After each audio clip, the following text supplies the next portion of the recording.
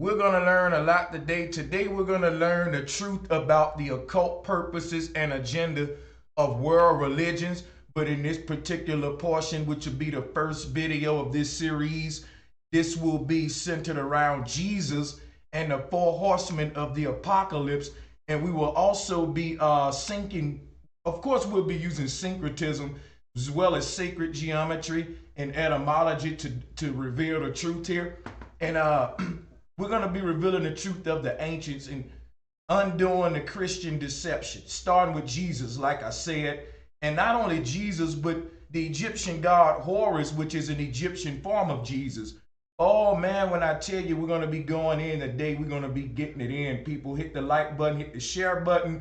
We also going to be foundating all of this on ancient cosmology, because when you talk about the ancestors and you talk about anything ancient, what I find as a big ass form of deception today is knuckleheads running their ass around here talking about ancient without using ancient cosmology. So what the jackasses do is they rewind time all the way back to make sense out of stuff like human origins and how the earth was created according to the ancestors, but they don't go according to the ancestors. They go right back to the Masonic foundations, which starts in 3100 BC with the beginning of so-called civilization and the rise of Norman in Greco-Egyptian Africa. All right, this is the Masonic order, New World Order, that they founded in 3100 BC when the Greeks unified with the Egyptians. If you didn't watch Herstory, the Hisstory, check that out and catch up on that. We ain't gonna go backwards, we're gonna move forward. Because in this series, what we're gonna do, we're going to show you some advanced cosmological concepts that was hidden because of this religion called Christianity. In an earlier form of Christianity was called chematology. The worship of Christ is the worship of the Pharaoh. And today what I'm going to be showing, we don't have to get into the deception. Everybody understand Christ, Allah, Horus, the different deceptive gods that rule the world and have. And because of that, religion being the number one cause of war, because of this deception which led to humanity's chaos and downward spiral in consciousness. We're going to get into all of that. How world government is achieved by governing the mental through this multiple armed octopus called world religions in all schools of mind control. Anytime you reach a level of awareness, there's another school to intercept that level of consciousness. So if you think you're real smart, we find most of our bright men in Masonic orders and things of that nature because they have a system to filter in those minds. But when you find yourself standing alone with truth not being controlled, simply giving the people what was lost, you then become what's called a divergent. So understand now that what I'm giving you today is revolution in the sciences, in the spiritual fields, in the way humans interact with nature, and how we define what a human is and what reality is. And like I said, we're going to crawl before we walk. We in a Christian nation, so why not start with the foundation of Christianity? We all heard of the four horsemen. And like I said, we're going to be showing you how all of this talk about four horsemen, Jesus, and all of these mythologies and world religions that rule the world today came to be from the ancient truth. In other words, we're going to show you how the modern lie was born out of the ancient truth so that you can get a full 360 perspective on how power was achieved and maintained today. So before I begin, which I'm about to do right now, let me get one more mic check just for safety. Let me get a warning if my audio is good. As soon as I get that, we're going to start the screen shares and we're going to go ahead and begin because at that point, there's no reason to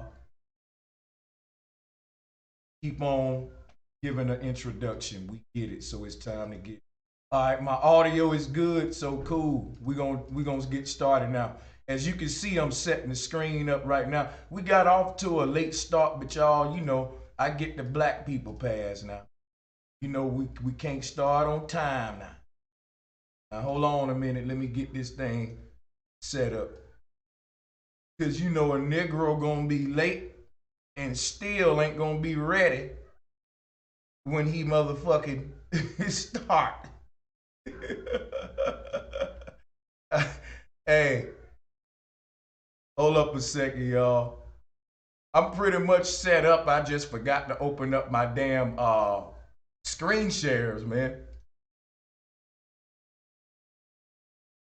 But it's good to see everybody in the building. Even though we did get off to a late start, it's good to see you all in the building. And like I said, with no further ado, we are about to get into the decoding of Jesus, aka Yeshua. And the way I'm going to decode this ain't going to be like you never saw before. Trust me. So again, if you're just coming in, hit the like button. And don't be scared to hit the share button either. You know what I'm saying? That helps as well. Share the wealth, my brothers and sisters. Share that wealth. All right, guys. Y'all ready for it? They like, nah, are you ready for it? All right, let me get this thing here set up and we about to start.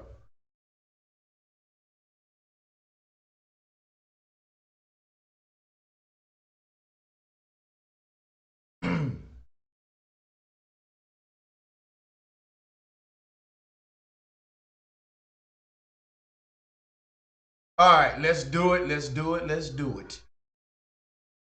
Time to do it, people. Let's begin, and we're gonna begin here. Oh, actually, let me rewind this slideshow.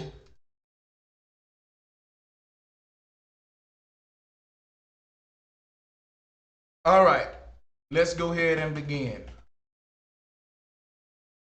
Oh man, if it ain't one problem, it's the next, man.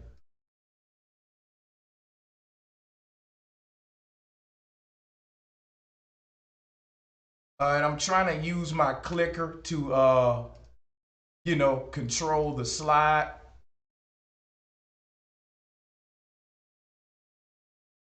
And it's not letting me sweep through the pictures.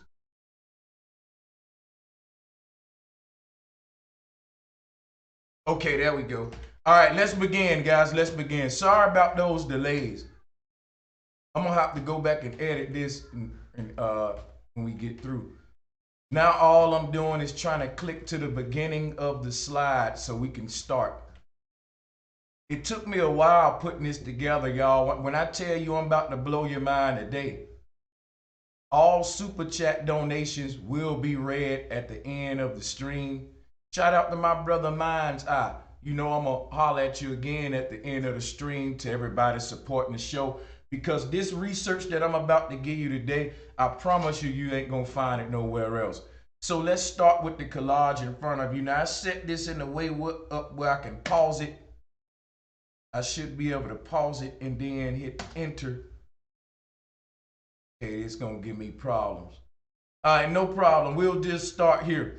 All right, so what we're looking at now, like I said, we're gonna be decoding Christ from sacred geometric perspective in all ways you could think of. Now, if you look at the bottom row of images on this collage, you can see in red Christ on the cross. And that's a popular image that we see around churches and everything. And just in a nutshell, let me get my notes ready.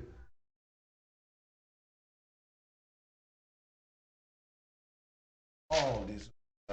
So in a nutshell, what we looking at with Christ's head on a cross right there, every image you see on this screen is the same story being told in different times, or the same meaning in different ways. And what I'll explain it to you this way. In the top left corner, that's Syria cosmology. The ancient Syria people are a very ancient group of people who, if you research their cosmology, it's flat earth cosmology. And what you're looking at is the universe is really the yoni-verse, and a yoni is a diamond in sacred geometry. So when you look at the Syria cosmos, you can see that that is their Syria yoni-verse or universe, and it is diamond shaped. X marks the spot. That would be the earth plane that we live on, because If you've been following me, I've been teaching you guys about electromagnetism. That all of that stuff is going to be important in tying this in with Jesus decoding today. So all the symbolism I'm going to be giving y'all is going to be founded, like I said, on ancient cosmology. And for that very reason, we have to discuss electromagnetic energy and torus fields and the human bioenergy field, which is all of that is synonymous. And so we have to discuss that when we deal with ancient cosmology, because with ancient cosmology, that is the only thing that exists is the torus field. And essentially what reality is torus fields within torus fields. So first we're starting off crawling before we're walking with this collage on the screen. And if you look, like I said, you got Syria cosmology. You can compare that to the Norse world tree to the right of it. And to the right of that, the Vedic Mount Meru. And then to the right of that, a Celtic amulet. Beneath that Celtic amulet, you have the symbol of the earth, which is called Gaia. And to the left of that, Christ on the cross. And to the left of that, the human bioenergy field. And to the left of that, the Mayan cosmos. And if you pay attention to the collage just for a second, you can see that sacred geometrically, they are all identical. And you're looking at them from different perspectives and often at sometimes different dimensions. So different angles, different viewpoints. And if you're looking at a torus field from the outside, it's different than what you're going to see from the inside of it. So therefore, at some point in this series, we will go over space and counter space. So as you look at this collage, pay attention to it, because this is just an introduction to one of the many ways that you can sync Jesus Christ on the cross to you on the cross, because you're crossed in between your bioenergy field. Your bioenergy field is like a huge python squeezing around your body. It's being emitted out of your heart, and it's got you enclosed in your own web. You're like the yolk of your own egg. And if we can see your magnetic energy under ferrocell goggles, you will see every human body enclosed in an invisible light body. And that human biofield in purple is what you're seeing at the bottom there. And when you see this thing, it looked like you're on a cross. So since that's called the macro body, that's called the God body, it was personified as God's. Are our mind tracking now? Are our mind getting where we're going here when we see this collage? Did we get an aha moment? Because these weren't literal people who existed, who did such miracles in the flesh. It was that you did these miracles in the macrocosmic body. You literally turned water to wine when you turned etheric light energy into plasma, blood. So the magnetic primordial waters, or the etheric sea that you came from as a soul, is a sea of light, conscious light. And what you realize is that it is the body that immersed in its own sea of light, or AKA a Merkaba, a light body, which encapsulates your physical body. So since that is the macro body, and the word macro is dealing with the God aspect of reality, the macroverse, another way the ancients personified this was through a God. So Jesus don't represent literal human beings. It represents what we could do in macrocosm. And once we learn to transcend the two, we can do macrocosmic things in microcosm. And otherwise, we can let thy will be done in heaven as it is on earth, and therefore become gods in the flesh, doing things that they said no man can do. And this is the secret of all technology, because this is what drives consumerism, the fact that you lost that knowledge, and the people that have this quote unquote Christ knowledge used it to make technology and drive consumerism, keeping you a slave. So they do the things that no man can do. No man can make a cell phone. You can buy one though. Even your smartest geniuses, some of them, even these rappers, got millions of dollars. Think of some of these folks that's Wall Street tycoons, business sharks, but they don't know how to make a light bulb. What I'm telling you is the foundational knowledge has been hidden. And the only thing you get is the knowledge that'll drive the consumer-based matrix.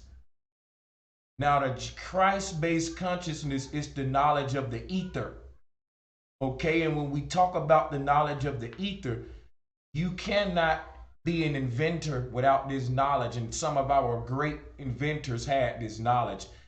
We're talking Nikola Tesla, people like that, okay?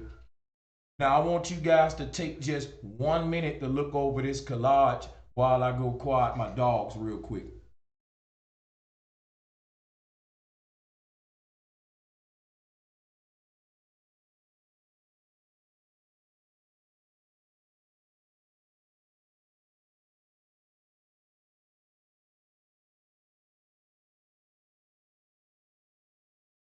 All right, so now that we went over this collage, we can go ahead and go to the next collage, because what you're looking at is when you talk about the human being, the only thing that exists in reality is space and counter space, or the ethereal realm and the non-ethereal realm.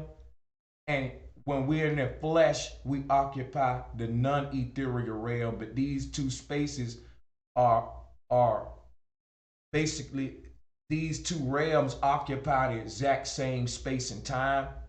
And because of that, the body and the spirit occupy the exact same space and time.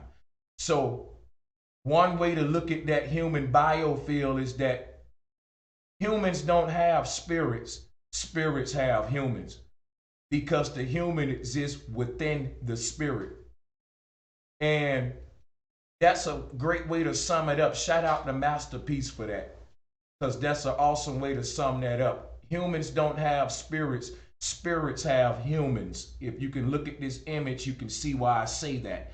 The spirits live on and on, but the body that's in the middle of the spirit flickers on and off like a light in the middle of a light bulb.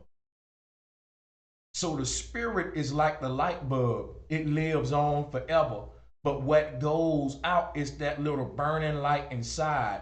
When that dies, you don't break the light bulb, you just throw it away. Often the bulb remains intact.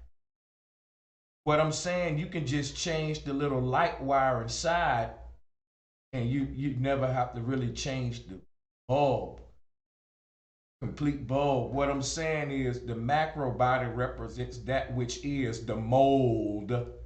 If you think of, like I always tell you, putting cookie dough in a cookie mold, the mold would represent the macro body, and the dough, the clay, would represent you, the body. You're being pressed into existence by the ethereal body.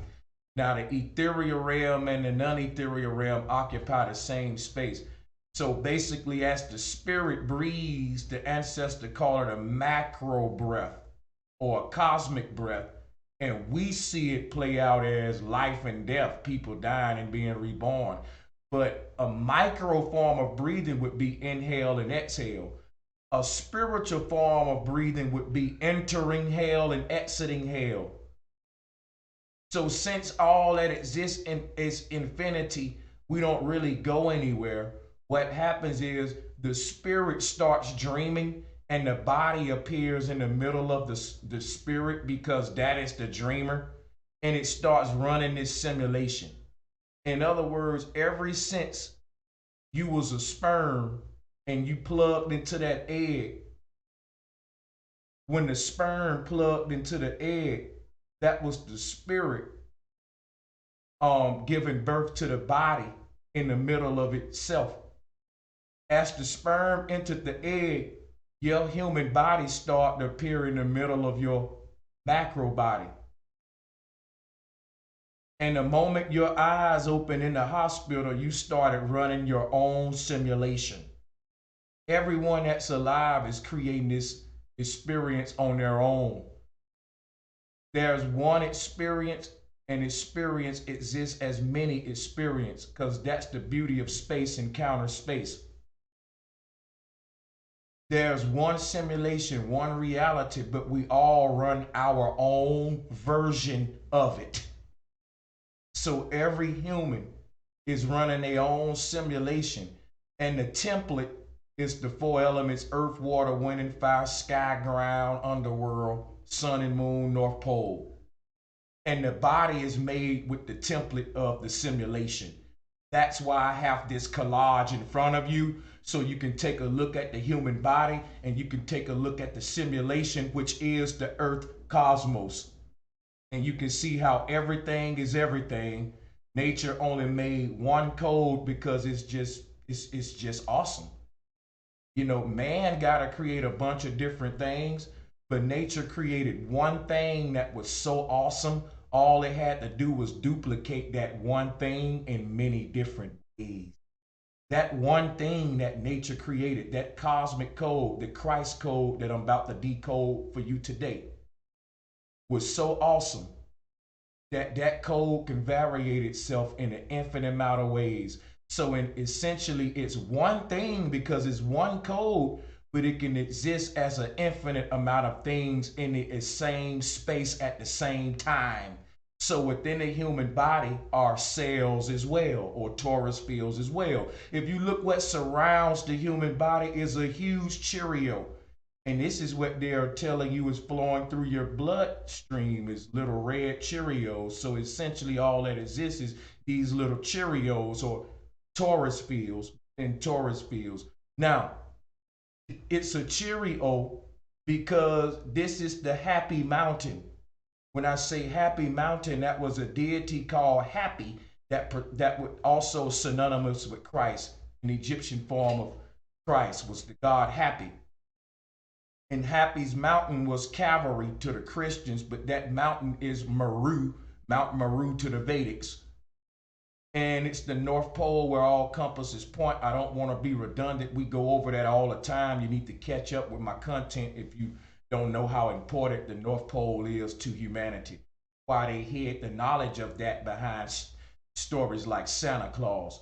So before we go to the next slide, I really want us to look at this a minute because this is very important.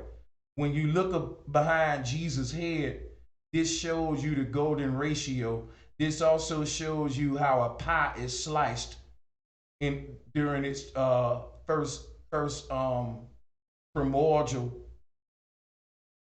slices, meaning those first two slices create this pattern right here. Now the thing about this is that the body naturally does this so you can get even slices. If you don't do this, you won't get even slices. If I give you a whole pie and I tell you to cut it up with even slices and I don't give you a ruler,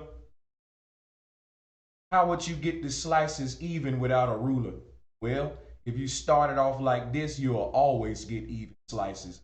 If you make one line down the pie vertically and one directly, splitting that one horizontally, and then you can kind of just split the pie slices from that, make a X on top of this plus sign in the bottom right corner. If you superimpose an X on top of that, that'll be a perfectly cut pie. And you don't need a ruler to do it because this four-pointed cross is the key to understanding how the cosmos was created, with those four cardinal points being representative of the four elements as well. The four cardinal points of the human being your two arms, two legs, those extensions that allow man to manipulate reality. So the elements are the extensions that allow the creator to manipulate reality. So since the creator exists as an etheric body which governs the elements, earth, water, wind, and fire occupying the four corners of this cosmic egg, being blended together by the mind of the source at the center. So the pie is split into four slices: earth, water, wind, and fire. And in the middle of the slices is a blender. And the reality that we live within is a smoothie. And it can't exist without that blending. Meaning, from where we are in the earth realm, all of the elements are united because of that tree. that's spinning around.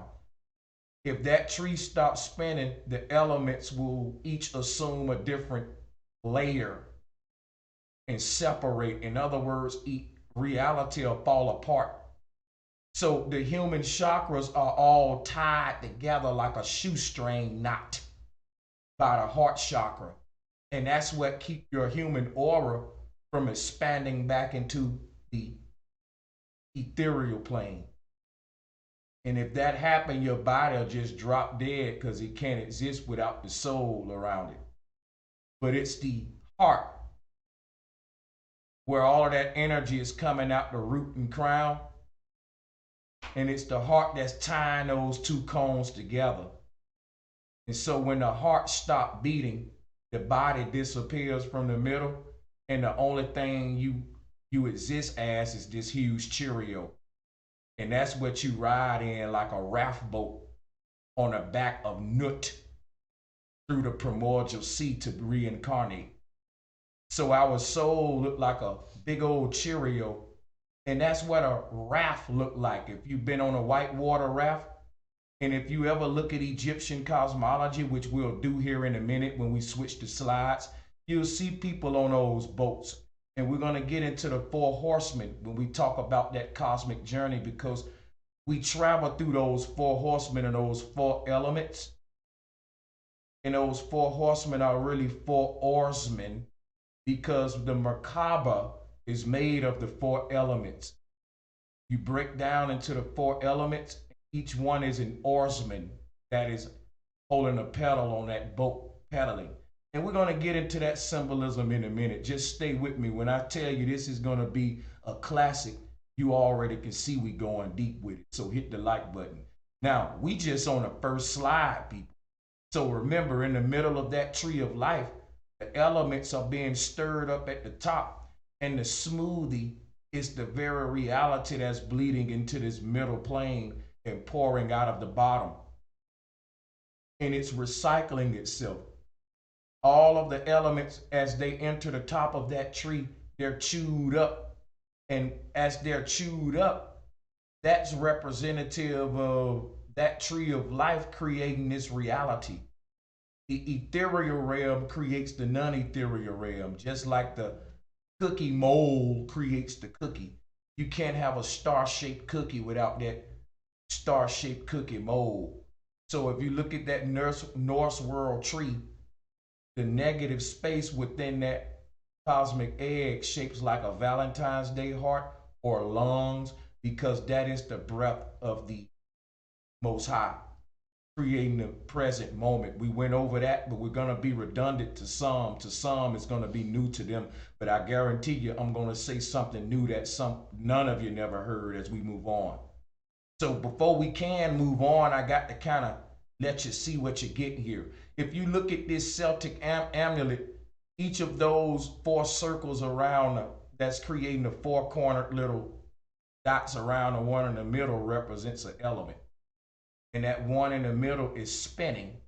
As the four elements pour into it, it spins them up until earth, water, wind, and fire mixed together makes what? Human.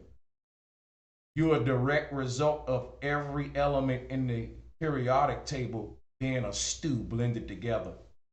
And, you know, each human is a different equation of that blend. Now, if I tell everyone to make a banana smoothie, and if everyone's banana smoothie will taste different. If I tell an infinite amount of people to make a banana smoothie, we'll have one thing, which is a banana smoothie, but it'll be an infinite amount of versions of it. That is the human body. That's the human body. It exists as a blend of every element on a periodic table, but the combination of the blend determine what kind of human, and all of us are unique. So we're the same thing, just like that banana smoothie, but everybody's blend is different. So everybody banana smoothie don't taste the different. That's why every human don't look the same or act the same, even though they want us to. But we all have the same concept: 2 hands, 2 legs, head. Same thing, but different. And that's the paradox All right, because Christ represents what? Paradise. And today my purpose is to show you how the truth, what I'm giving you, was corrupted and turned into the mythology of Christ. So the word paradise is paradox. And the reason they tell you Christ represent paradox or paradise is because I'm giving you the concept of paradise, paradox now, and I'm showing you the symbols which became Christ and why the two words are synonymous as well. So in a minute, we're going to go to the next slide. And let's go ahead and go to the next slide. I don't want to be too long-winded. We can always do a part 2. So I'm going to go ahead and go to the next one. We're going to get deep now. You got to bear with me because it ain't acting right. It's actually going to the wrong picture. So y'all got to give me a minute. Here's the next slide right here. And basically we want to compare this to the previous slide. When you see the cross on the circle, all right, it's everything we just went over in the previous slide. The reason I put this up there is because everyone see this on the top of the churches. I just wanted to show you the meaning of it. The long pole represents the trunk of the tree. If you look at the Norse world tree, that long pole, then you got that cross, all right? And the circle around, the cross is the dielectric inertial plane, the place where the positive energy being the sky light energy meets with the heavy underworld energy. When those two kiss each other, they even out and something happens called a grounding point. And the ground we walk on is a result of all the elements above you falling down and all the elements below you rising upward. And when they meet this 0 point where they cancel out 50-50 energy, where the elements above is pushing with 50% pressure and the elements below is pushing up with 50% pressure, it's an even balance, and they kiss gently at that 0 point where the 50 meets 50, and it creates the very ground we walk on, which is a pressure point where the sky is being evening out with the underworld, creating this ground, this horizon line that we walk on. And everything is about balance. That's why when you look at these images, all the pie slices point to each other evenly. All right. Now, Jesus, when we say Christ on the cross, what you're really saying is Christ cross or crisscross. Crisscrossing is what you see in the top left corner with the Sierra cosmology. That's called crisscrossing. Sierra cosmology will be a form of crisscrossing when you take the X, superimpose it over the plus sign, and then you can put a circle around that. But that is the symbol of the earth. Now we just, like I said, it's just the first, man, we just crawling right now.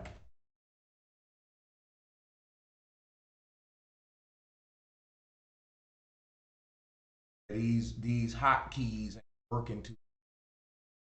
So again, so everybody can make sense out of this symbol right here. You see the 4 slices, they all meet in the middle. You notice the medical sign is the plus sign surrounded by the circle, because when you die, the only the soul begins the process of recreating the body. That's macrocosmic medication, meaning when the body can no longer be medicated on by earthly measures, it's recreated by the soul. So true medication, ethereal medication, is what we're talking about with reincarnation. This is the Mayan cosmos, and if you want to pay attention to just the sacred geometry of it in relation to the image that we just saw with the cross surrounded by the circle. Here you see the cross, the tree of life surrounded by the circle, and the tree of life sits upon a divine crossing where the four corners of the earth mesh together to create this reality right here. Just like you put 4 different kind of fruits in a blender and you want to mesh them together to create this smoothie. And the word smoothie represents the smooth sine wave, which is life. And the fruits of life being earth, water, wind, and fire that went into the blender and was stirred up by the Most High at the center. That cosmic bird is spinning around, flapping its wings. And as it does that, it creates a sine wave tornado. We call that the ether. If you want to know how the ether behaves, just watch a cyclone in a blender. If the blender was the size of a tree, you will be able to see how that energy wobbles as it stirs and create this wave pool effect as it stirs. And that is the behavior of the ethereal sea, a sea of magnetic energy that physical reality sits within, like cookie dough sits within a mold. And by removing the mold, the dough falls apart. Reality has no skeletal frame, which is the ether. And we'll be get deep into that. So we'll be talking about how this relates to Jesus Christ and why today, you know, most of the world worship Christ and many more other gods that represent the ether. We'll be showing you how they represent ether like we're doing now, because the cross in the middle of the Mayan cosmos is Jesus. That's Jesus on Calvary, because that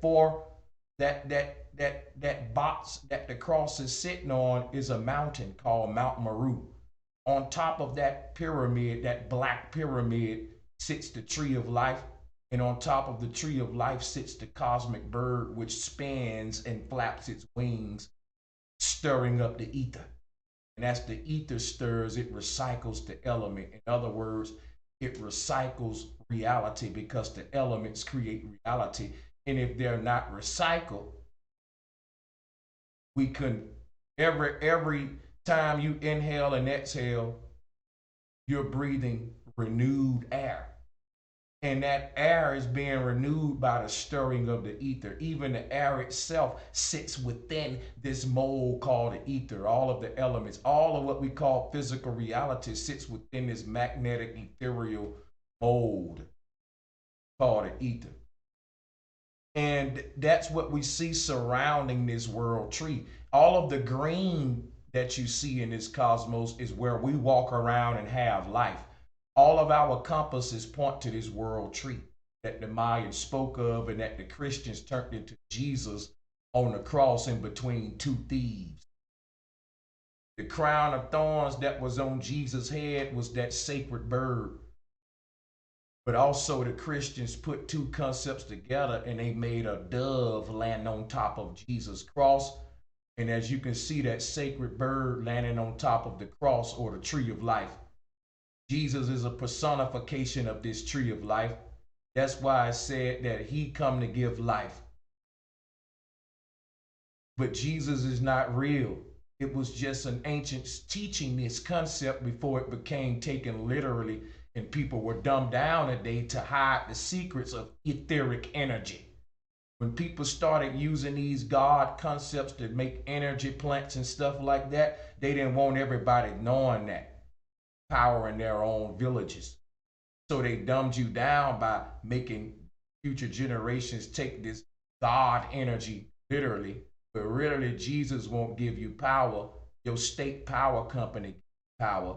And they took literal patents that the ancients knew about to power them, to literally empower themselves, and disempowered you by making you take the concepts literally. And they only use those concepts of personification to teach children how electricity works, how the ether works, how the sunlight is on and the moonlight is turned on, how nature creates electrical current based on the ether and magnetism. Man copied nature and learned how to turn the lights on down here.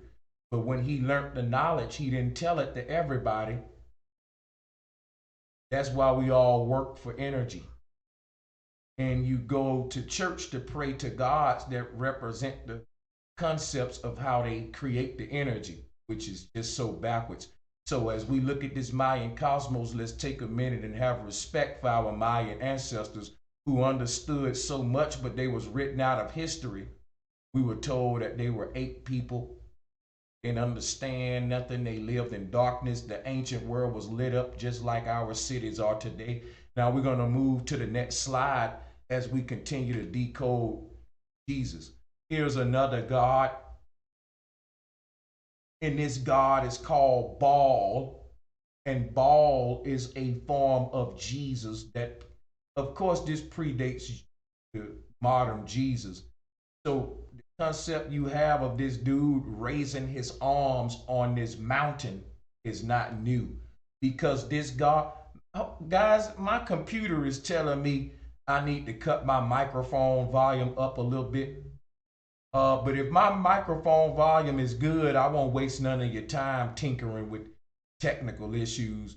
So I know I'll be asking for a lot of microphone checks, but let me get one more microphone check and we're going to get back on this slide in front of us and continue our knowledge. Give me a 1 if my audio is good.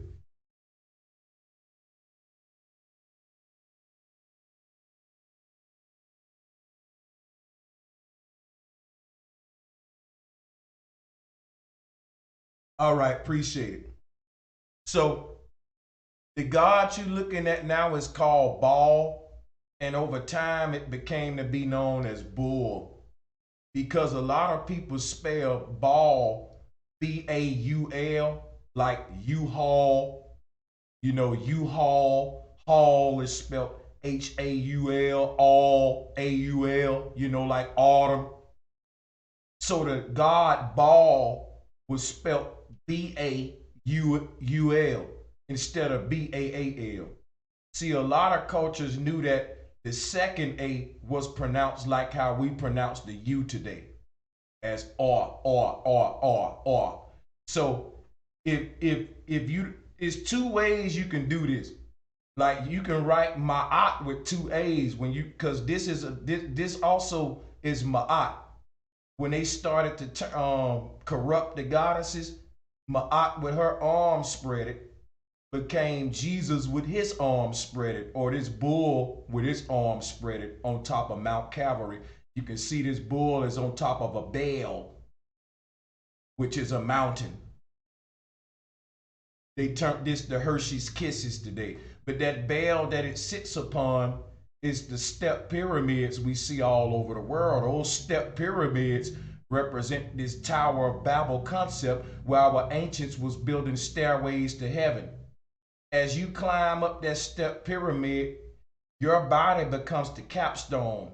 That's why the step pyramids did not have a capstone.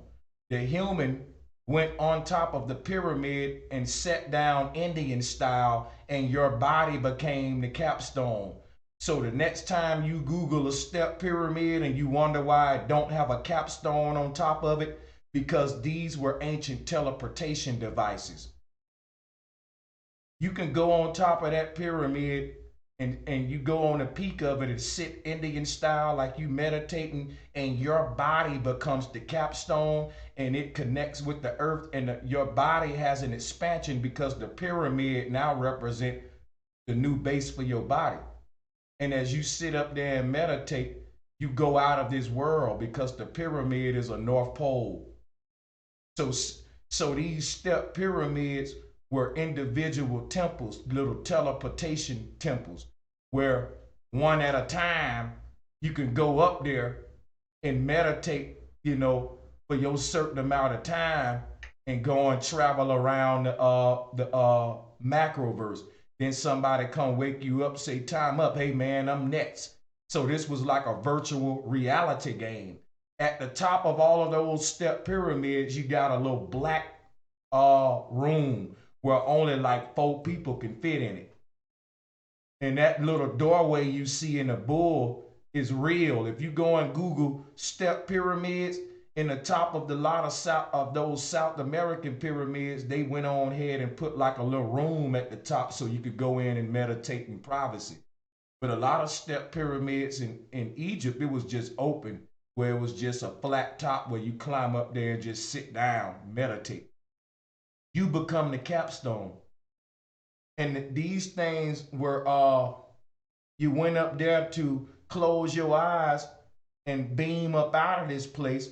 But now you go inside of a dome-shaped mosque or a dome-shaped temple and you pray to a literal God when really you was rapturing yourself out of here with those step pyramids, humanity. That's what they was for. They were escape instruments. If something major happened in an environment or something where the people knew they was going, if a volcano erupted and you were surrounded by lava on every side, people knew they was going to die. For example, I think there were different places where we can go inside, close our eyes, and just meditate out of the body to other parallel earths, like dream places, and meet up there. And that way, when the lava engulf our body, we won't feel it. We won't be in it. So they transitioned their consciousness through these earthly bells, liberty bells, or bull horns. Now, if you Google the Big Bang, you will see that it's shaped like a bull horn. This is the Vedic concept of Mount Meru, a huge siren that's giving off a siren wave or a sine wave of life as it spins around. As this bull spins around, it stirs the ether. So as it spins around, it is sucking souls into the door. And it's happening so fast that Polaris don't seem to be twinkling, but Polaris is twinkling so fast, it's the brightest star in the sky. This bull is representative of Polaris. It's twinkling so fast and spinning. It's hyperbolic because the North Pole is a hyperboloid. And we're going to be talking about that because the root word of hyperboloid is bowl or bull. So we're looking at a cosmic boulevard where there's a four-way intersection. Earth, water, wind, and fire is meeting up, being stirred up to create reality. See, the combination of life means mixing up the elements. It's one thing for the creator to create earth, water, wind, and fire. It's another thing for it to perform the action of stirring them up. And that is personified as a bullhorn, siren horn. But you got the police lights, red and blue on each side, represent sun and moon. In the blender, you got a double blade. One arm is the sun, one arm is the moon. They balance each other out. So as they spin around like an ice skater couple that's spinning around on ice looking eye to eye, their marriage stirs the ether on a horizontal level. The horizontal is synonymous with day and night, where we see the sun and moon appearing and disappearing on that horizon line. But the vertical stirring of reality deals with the North Pole. And we'll talk about how these two marry together like a screw and a bolt. Because as the bolt spins, as the screw is screwed down into the hole, the bolt is driven upward. And you have this horizontal vertical marriage, what we call a crisscross. Energy is sustained and perpetuated this way. So this cosmic boulevard is just that, a four-way stirring of the ether, vertically and horizontally. That's what happens in a smoothie, because all of the fruit, when you cut it on, a tornado is formed at the middle of the blender, and that tornado allows the fruit to go down a little invisible vortex, and it pours out the bottom of that funnel and presses against the bottom of the blender, and it is pressed around the sides of the blender. And then it goes up the sides of the blender back to the surface of the smoothie, back into that middle cone vortex again, and around again. So as the horizontal stirring of the blades take place, the vertical stirring of the smoothie, then the whole ooze stirring in upon itself like a glob or a number 8 type thing, like a pretzel. Because of that vortex that's formed in the middle, all of the mass can recycle itself through that middle tornado and around the edges of the you know, plastic, blender, and up to the surface, back in again. And as it moves around, stirs around, it's also being recycled vertically and horizontally. I don't know if that makes sense. So you can look at the blades of the blender like a screw.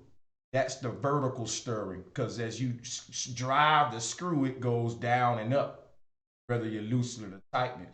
But the bolt goes around and round. That's the horizontal aspect. And when they marry, you get the crisscross of life. The bolt and the screw, the man and the woman spinning around their own axis of life that we call sex, which is the vortex by this ritual that the bolt and the screw uses to fasten together reality. Because if the screw and a bolt don't come together, if whatever you're trying to hold together fall apart, in this case reality. So if the screw is the man, the bolt is the woman, we need that screw to keep tightening into that bolt.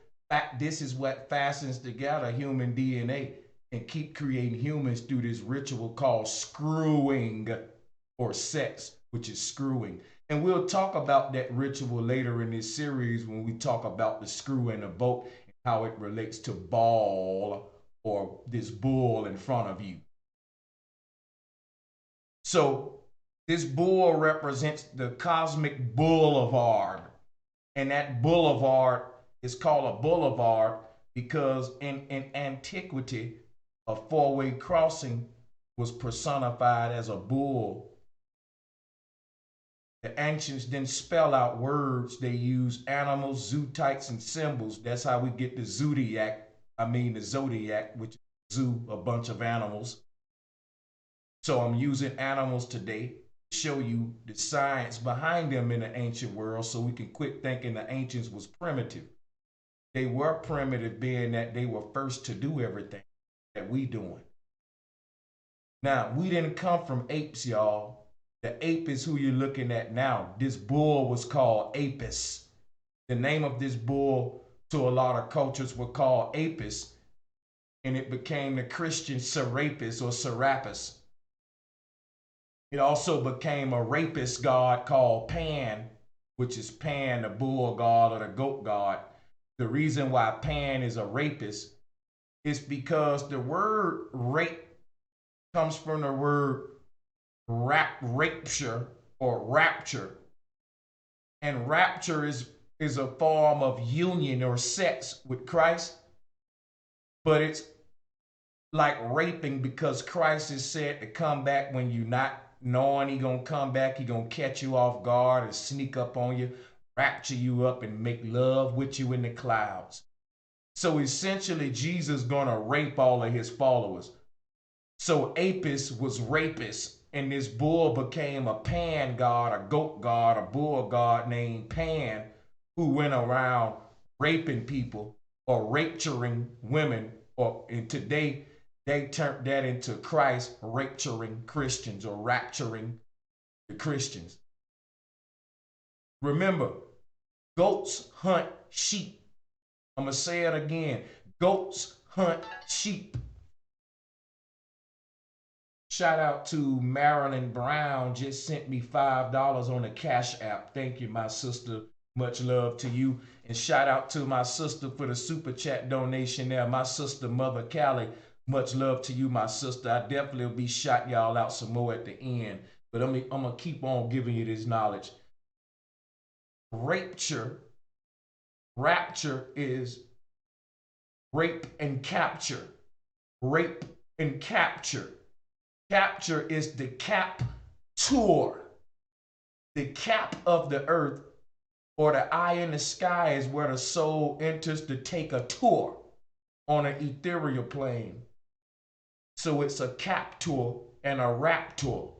And remember that the raptor is a dinosaur that represent the mark of the beast, and the mark of the beast ain't nothing but Christ cross or crisscrossing. We go inside the belly of the beast when we leave the body, and that's why you hear the term belly of the beast. That come from this image in front of you. Here go the belly of the beast, that doorway was the doorway that resurrected Christ. That's the tomb. That's the grave tomb. So that doorway that you see on the belly of the beast is on the beast's belly, because when the soul enters that door, it re-enters a new belly of a new mama waiting to give birth to it. Because when this body dies, the soul immediately begins the process of creating another body on another plane. So as the soul enters the cosmos firmament dome, which is a huge ethereal doorway, and it's shaped like a big old rainbow arch. This is why our tombstones shaped like an arch. It's the belly of the beast representing the pregnant belly of the woman. A lot of things happen when we reincarnate in micro and macro simultaneously, with the transitioning of the conscious energy from the subconscious realm.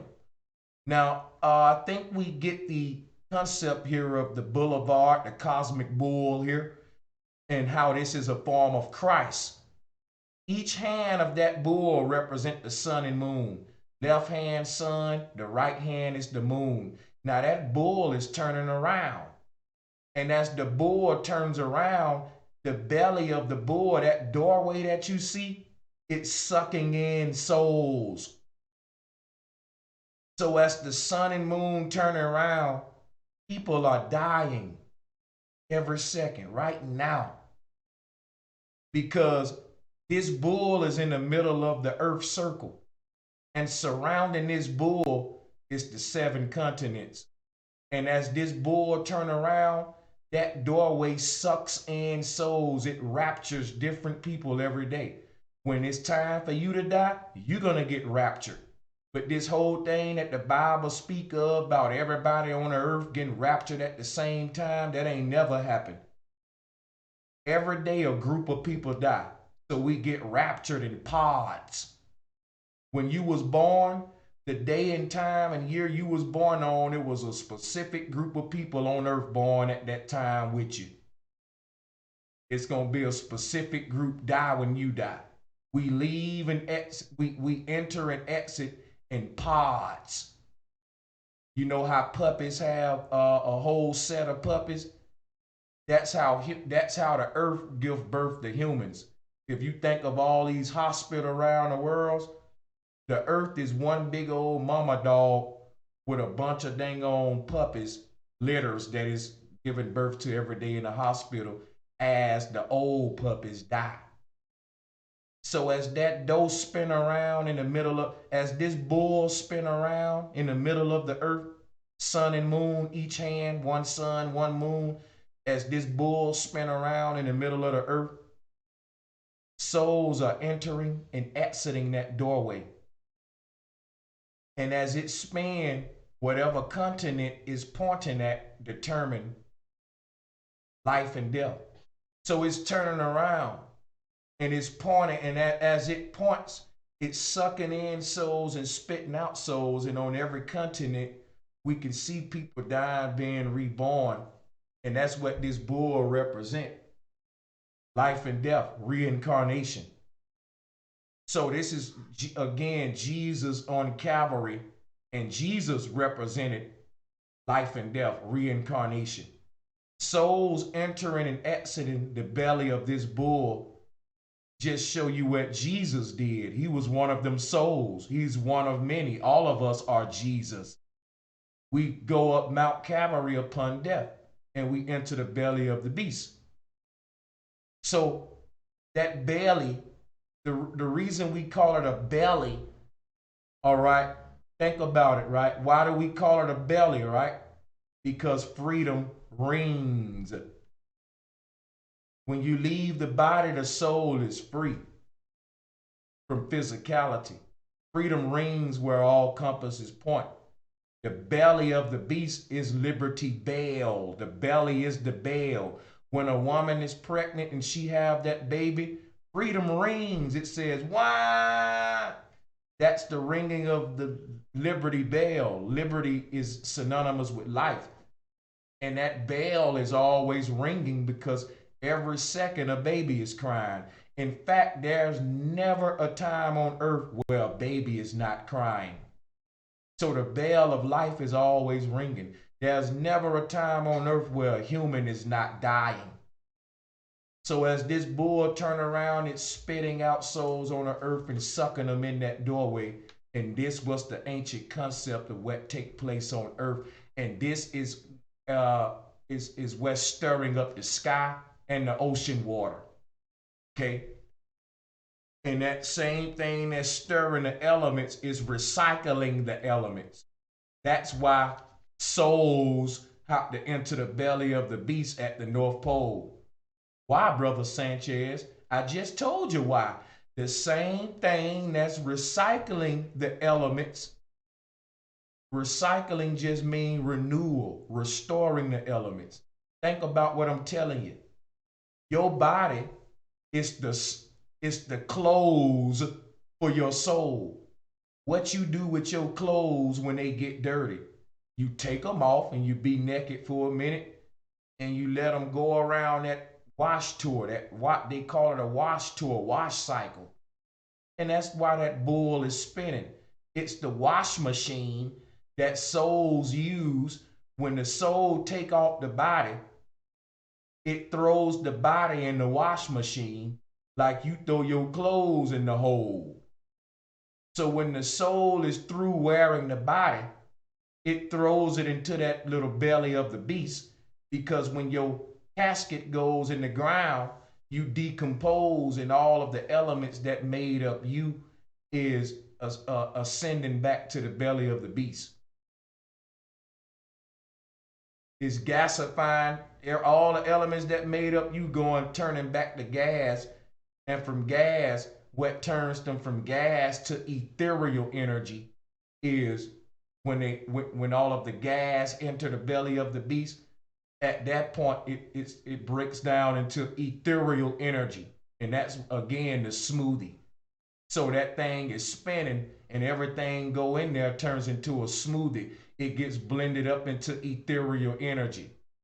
Meaning everything that you are becomes one with everything that renews everything on an ethereal realm. All of the water in the ocean pours into the North Pole, and it turns from liquid to gas and from gas to ethereal energy. All of the fire, lava, magma pours into it, do the same thing. All of the upper layers of the sky pours into this hole. This hole is not composed of the elements. This hole in the earth, or this bull, which represent ethereal space, represent where all the physical elements pour into a drain. All of the elements that create reality are being stirred around a drain. And all compasses point to that drain, that belly of that beast. And since all of the elements that make up reality breaks down right there to be cleansed and renewed every day so we can keep on breathing air. Because listen, people, nature don't create new air.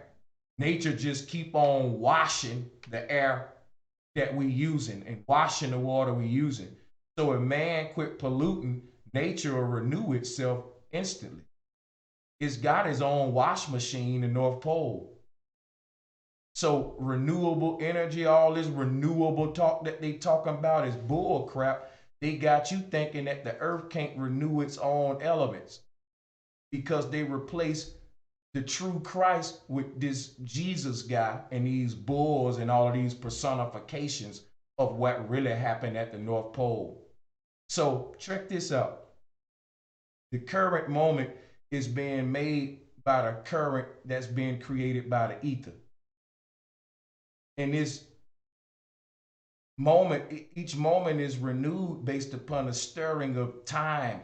Think about it. Everything that makes up reality, being earth, water, wind, and fire, all of the elements, pours into an ethereal void where they break down into etheric energy. And once they're washed, they come back into different planes like this one, or the same one as what they left. Fire, water, or whatever. All of the water in the ocean is constantly being cleaned because there's a drain that allows everything to pour into there and recycle itself. And it's called infinity because it constantly renews itself. And this is what Christ's supposed to be doing, renewing people in those waters. But that's the waters is symbolic to the etheric waters or the primordial waters. Now we're about to go to the next slide in a minute and get even deeper. But let me just say one more thing. All of the elements are renewed in the belly of this beast.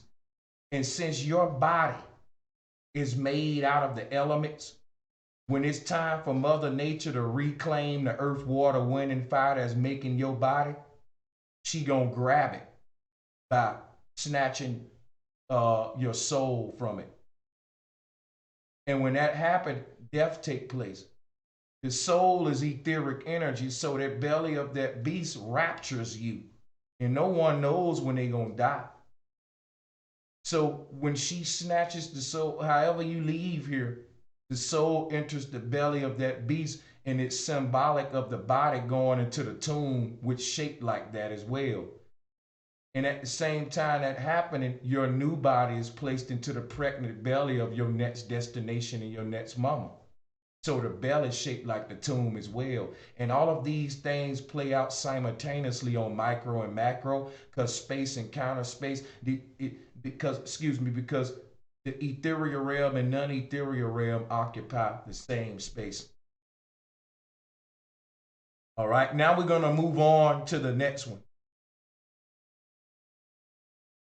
Before you had bulls raising their arm and men like Jesus raising their arm to symbolize all of this stuff that I'm telling you now, the first deity that existed to personify these motherly concepts was this deity you're looking at here.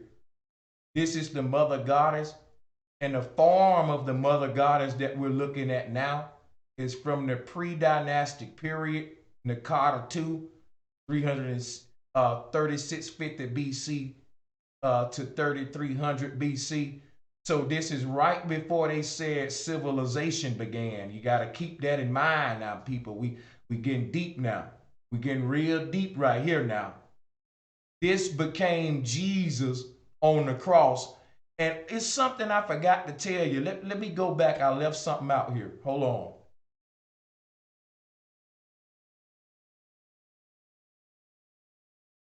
See, this is the bull form. We just went over this. But I told you this thing was spinning around left and right, sun and moon. How can we sync that with Jesus? All right. The two thieves that was surrounding Jesus are these two arms that the bull holding up. Like I said, one sun, one moon. And as Jesus spins around, Jesus spins the sun and moon with him. We already went over that. But why am I going back here to point this out? Because on the cross, Jesus was turning his head left and right, talking to the two thieves. People, they didn't do nothing but personify macrocosmic concepts into the microcosm. That's all mythology is. And astrotheology is. As above, so below. Jesus conversating with the two thieves represent the hyperboloid spinning around. Because this bull turning his head around, spinning his body around. And they turned that to Jesus just turning his head left and right, talking to the two thieves. Now let's go back, because what they corrupted was the great mother. The reason everybody in chaos today and war is the #1 cause of death is because of the personifications changing into patriarchal forms. With concepts like what you see on the screen, the ancients taught everybody in the village how to create energy. So when they had the breast being exposed, what they were saying was just like a child pull energy or milk from a mother's breast. With the concepts of the North Pole or the hyperboloid in the middle of the earth, humans can learn how to pull electricity from the ether. Now, all of our appliances are plugged into the wall, and all of our houses are plugged into power plants Now I got a question for all of y'all. What are the power plants plugged into? How are the power plants generate energy? And when are they going to run out of energy? And how much energy do they got on deck? Is there a number? Guess what? You ain't never heard of such talk, because you can generate infinite amount of energy just by plugging into the ether. What am I telling you? Energy exists as free waste of nature all around you, and you go to work and work for it every day, because the symbolism we would need to understand how to tap into it, they turned it into Jesus on a cross with his hands up and other different gods. And when you take the mythology associated with these gods, you don't know how to power your house. You know how to quote some scriptures though, but you don't know how to create an electric generator. You know how to shout and catch the Holy Ghost though. See? See? They took this thing and made it non-applicable by turning it into mythology and crazy spookism. Dumbed you down. And they did it by turning this deity into men patriarchal deities. Matriarchal concepts are prehistoric concepts, and with prehistoric concepts of the earth, flat earth concepts of the earth, prehistoric concepts, prehistoric spirituality, it's matriarchal. And only in that kind of spirituality does humanity reconnect with the truth and his true place in the cosmos, because nature is matriarchal. Nature is a mother. We say mother nature. Earth is a mother. In fact, the word nature is the word nurture. And for man to understand how to nurture, he got to tap into his motherly aspects, which is not exclusive to the female. She also needs to tap into her fatherly aspects sometimes. See, there's balance there. So we govern our societies based upon motherly aspects, nurturing aspects. And when we do that, we won't have shitbag, wicked ass governments like what we have today, where you got multi-million-dollar temples where homeless people sleeping behind them. Jesus fed the poor, but the church got golden goddamn pulpits with folks sleeping outside, unchristlike. So what really governs the mental of man? The powers that be. That's why it's called a government. And they do it by corrupting these ancient concepts of nurturing energy, because nurturing energy is etheric energy. Naturing energy. This is how nature generates energy.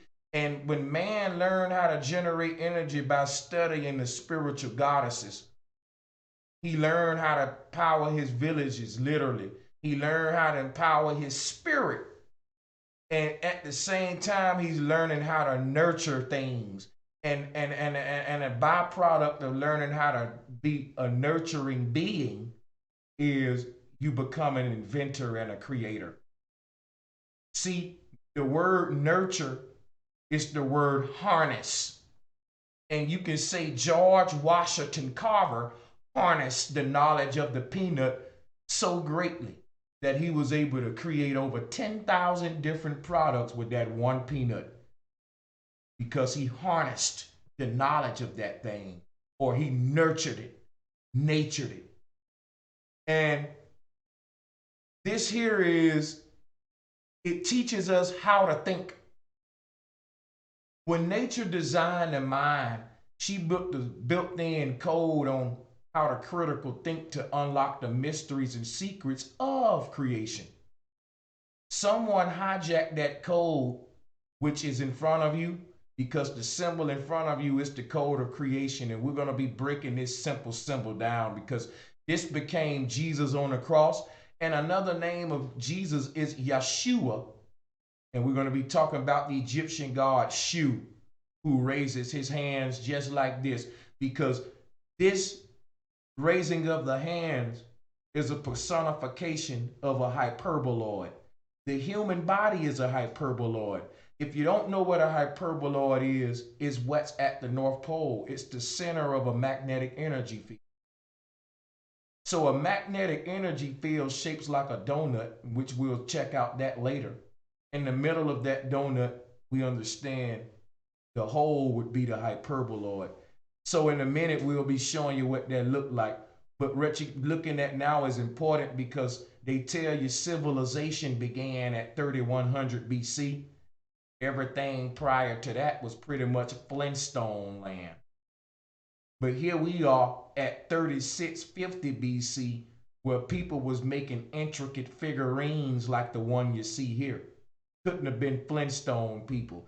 The whole thing about the Stone Age is the fact that the people didn't have papyrus because the knowledge that they had unlocked was so important, so divine, they carved it into their cities.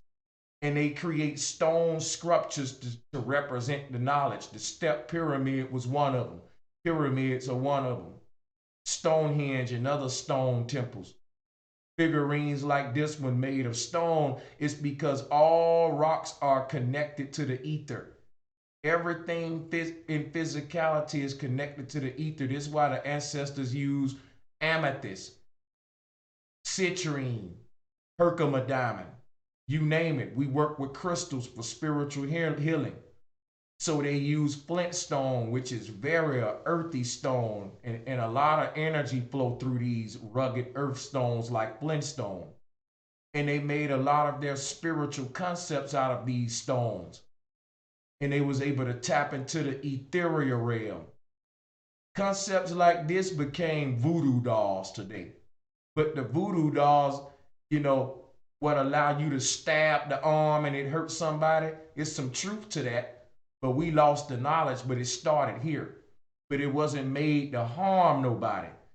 You made these little figurines because this goddess is a sacred geometric symbol that represent what the North Pole looked like. And since it's made out of earth, it's a miniature copy of that made out of the rock, and it connects automatically. The etheric energy flows through all things. So as it flows through this figurine, it's charged. And if you meditate on these type stones, when you're holding them in your receiving hand, you get a charge of etheric energy, which allow the soul to propel the ethereal plane. This is astral projection. These were spiritual instruments used just like the Ankh was used, and you can see it looks just like the Ankh. If she connect her hands into a knot above her head, it'll be an Ankh or a microphone. But this allowed a soul to speak. You don't hold her up to your mouth to talk. You palm her in your hand and you close your eyes and meditate, and your soul will speak through her as the energy flows through the receiving hand. So it's a different kind of microphone, not for the biological body, but for the macro body, not the micro body. This was ethereal science, what they call occult knowledge today. And it's only occult because they don't want us connecting with what we are, who we are. Now, I had to show you this because this is Herstory, Hisstory. This shows you our ancestors knew about electromagnetism prior to civilization beginning in 3100 BC. There's a big timeline deception. What split the timeline was Jesus. And why Jesus split the timeline is because time changed when they turned this symbol into Christ. When the ancestors was using this symbol, they was plugging things into the wall using electricity how we use it today. People don't think it was a dark world. The 3 points with her 2 hands and her head represent a wall jack. We plug things up in them 3 points every day. The head is the grounding point.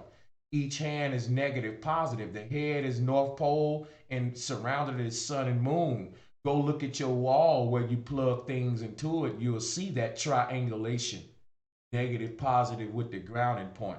That's what this goddess represents. The ancestors found out how to generate electricity and cut the lights on prior to 3100 BC. And they personified that knowledge with this goddess. But the people who hijacked that knowledge and made it a cult and created power companies and world government put people to work for energy. They didn't think everybody should know how to create a generator. Only a few people who go to school and pay us enough.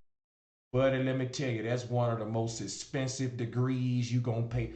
You gonna work the rest of your life and ain't gonna be paid off that degree because they don't want nobody getting this knowledge. So this what they hijack and split the timeline. Because when the ancestors was when this knowledge was universal with goddesses and people was going around teaching others how to generate electricity using these figurines and stuff like that. They were also on lunar calendars. But what happened was with the creation of, when they corrupted this matriarchal science, turned it into patriarchal world governments under sun gods, and they hid the knowledge of generating energy, we went from lunar calendars to solar calendars. Okay? We went from lunar calendars, from solar calendars, because what was going on with the rise of this knowledge, we was also going from a plant-based diet to a meat-based diet. Why, Brother Sanchez?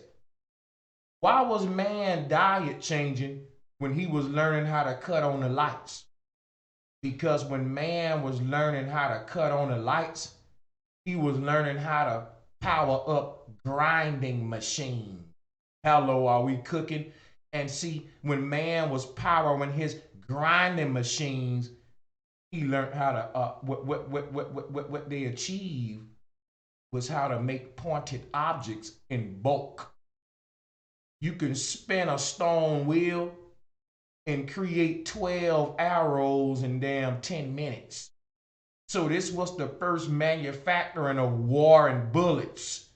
And man can pump out, man, a whole bag of arrows in about an hour.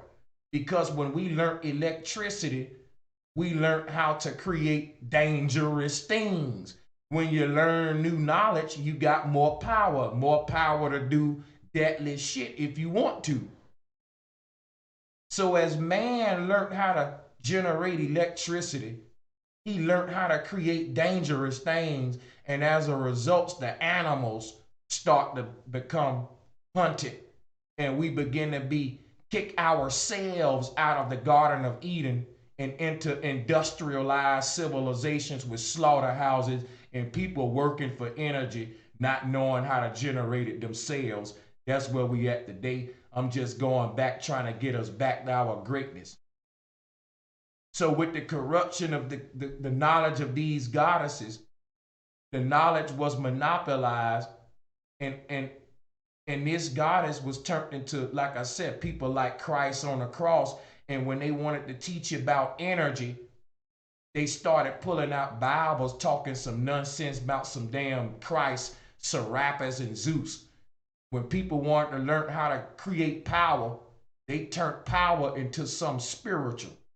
When if you learned the literal aspect of how to generate it like Tesla, you also learned the spiritual aspect, because the ancestors learned how to create electricity by studying the earth, the sun and moon, the North Pole.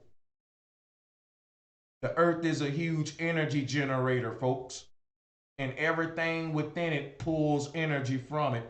That's why this goddess has got her nipples out. This became the Madonna and child. The child is humanity. The breast is the North Pole. Sun and moon, each breast. But the pole being the mother herself, who the breasts are attached to. That's night and day. Night and day is what creates energy or life. As the sun and moon spin around, creating the etheric current of life, the vibration of life, stirring up the ether. All right, what's spinning them is the pole, the mother. So the Madonna and child, with that child on the breast, on either breast, children of the earth is either in the sunlight or moonlight at any given time. That baby reach up for a breast randomly. And as that bull spins around again, babies are born, people are leaving the earth. And that's what this mother represents. So they say you're going to meet up with Christ on the clouds and he going to have open arms. Why do they say Christ going to have open arms? Because they corrupted this goddess. They was trying to give you motherly energy. Everyone knows that motherly energy is more comforting than fatherly energy. We use fatherly energy to breed soldiers and motherly energy to make mothers. You need them to be soft and caring.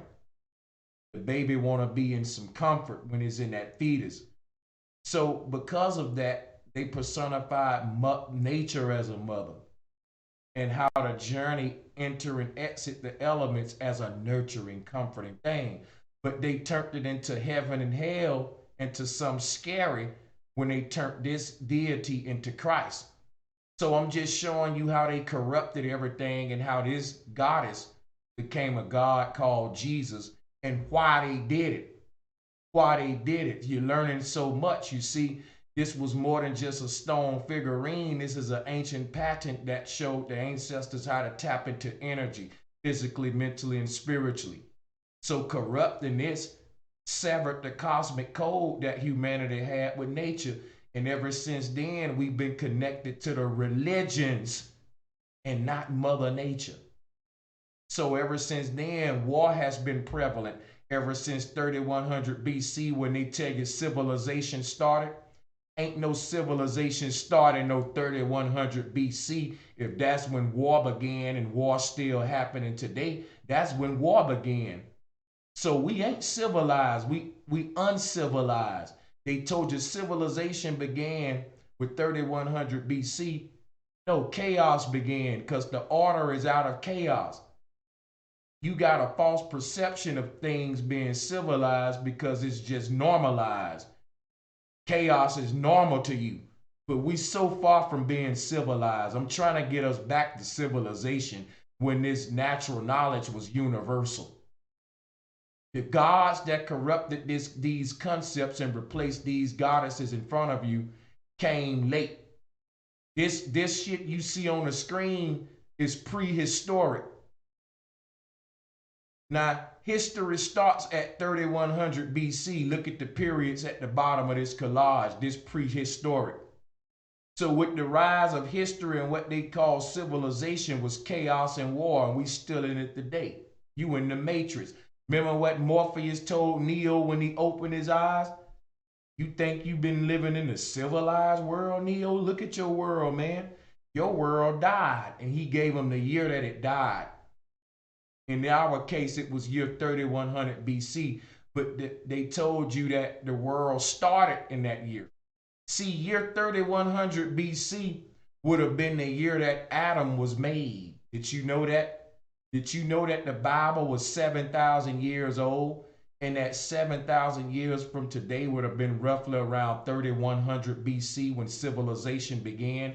They told you that life started with an atom. And they biblically personified it as Adam being created.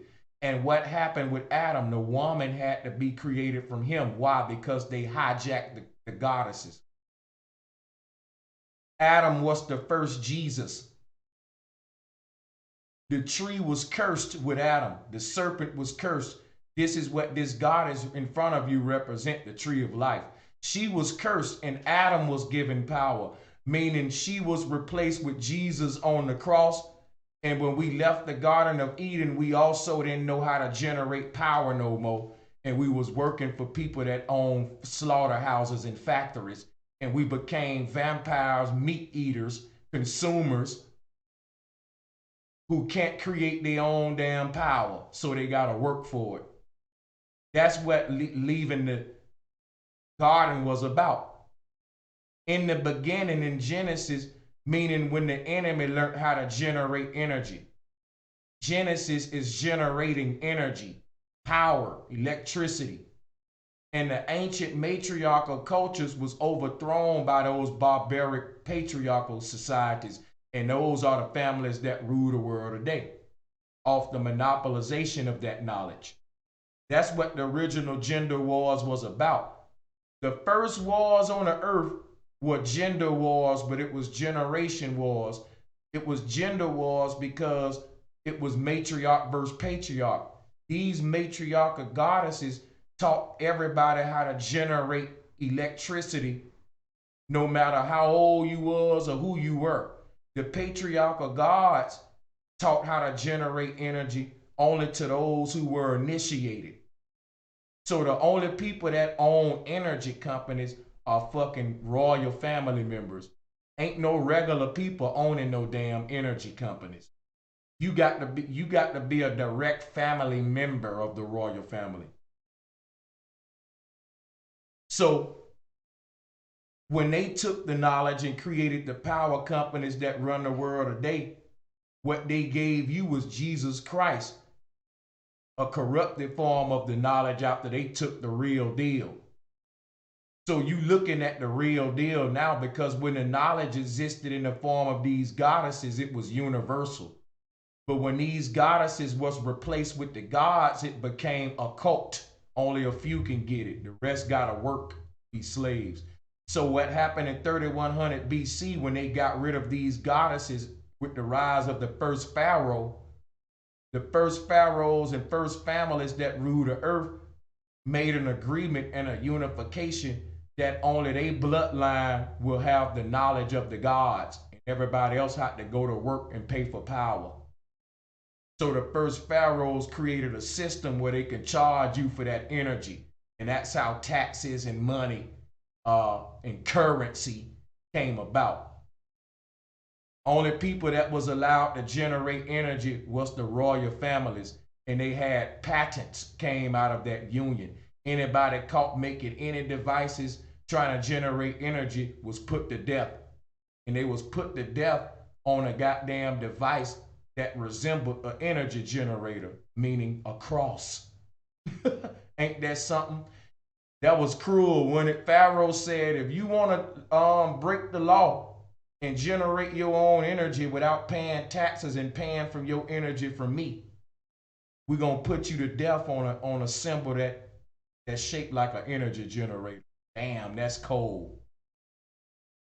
Because that's what the cross is. So they had to threat people to stop generating their own energy because everybody already knew.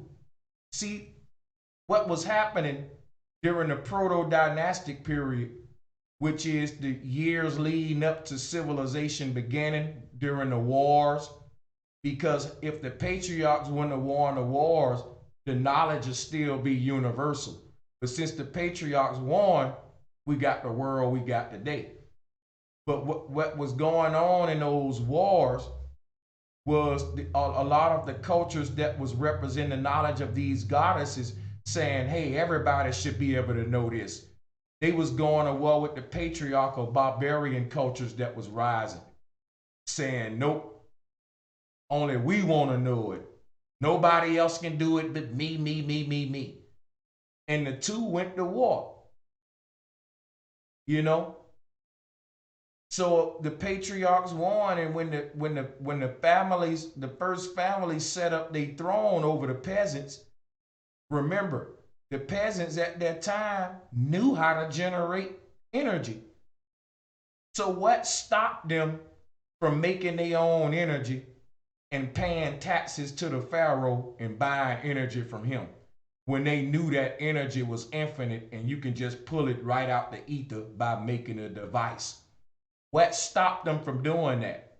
Because when the first family set up shop, they replaced. Matter of fact, I'm tripping. Let me put this up here. I want you to look over this in relation to what I'm saying now, because the goddess you see up there in the blue box represent free energy, universal knowledge of how to generate energy, pulling it from the ether.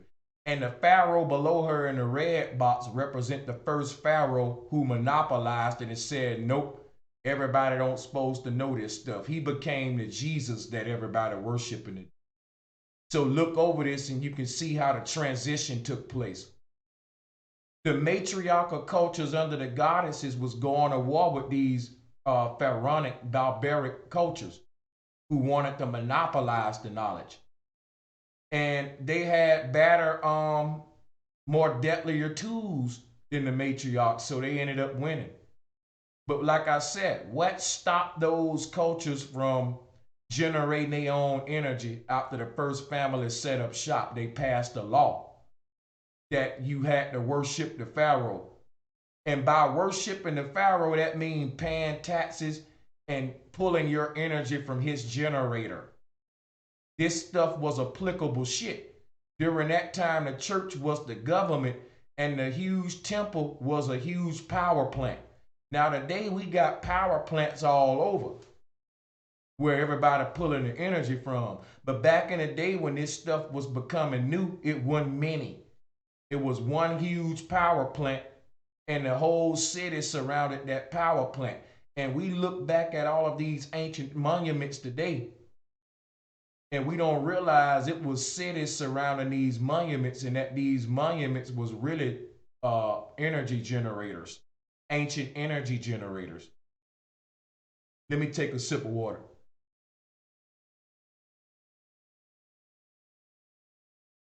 So if you look at cities today, excuse me a minute, let me take a smoke if you will.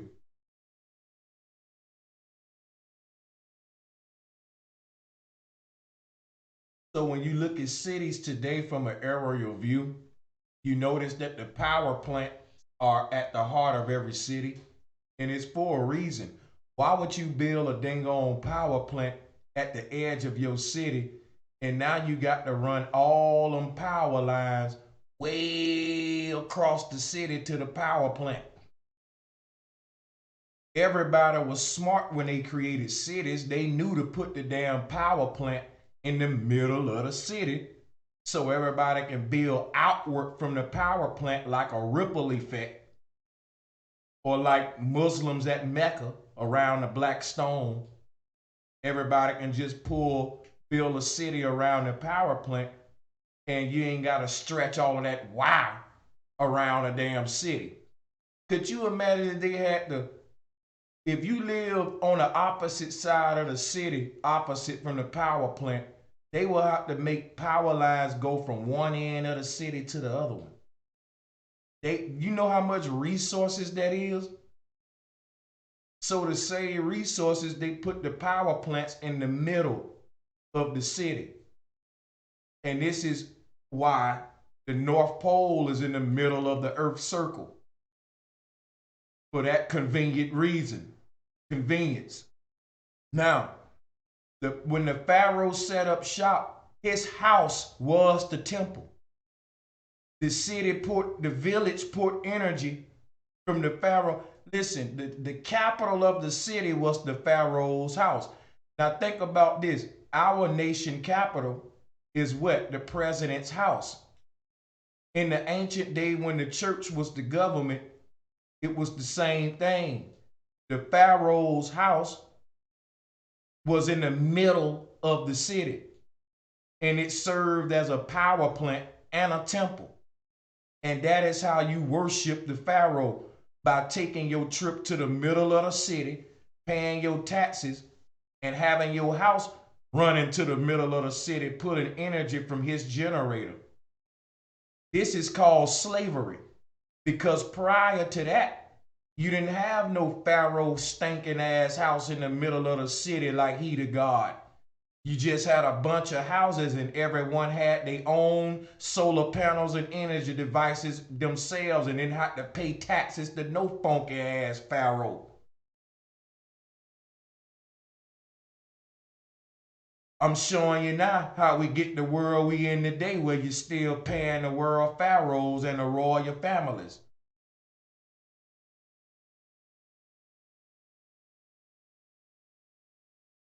All right, so prior to the Pharaoh, the knowledge was universal and you was liberated. Now you see how the Pharaoh represent capitalism, all right, because capitalism mean that the Pharaoh house is the damn capital. And everybody else build a house around his shit and plug they plugs into his damn power socket when they can make their own damn generator. Here you are, a grown man. You got a brain in your head to generate your own energy, but your damn lights get cut off because you didn't go to work. Why don't you say, fuck you and your energy company? I'm going to make my own energy device and I want you to cut that off. And my family good. We ain't going to be in the dark. But you can't do it because it's against the law. The first families copyrighted and patented the knowledge. And after the Pharaoh, anybody caught making energy devices was put to death. So you got to take your ass to work if you want energy. And that's what we're doing today.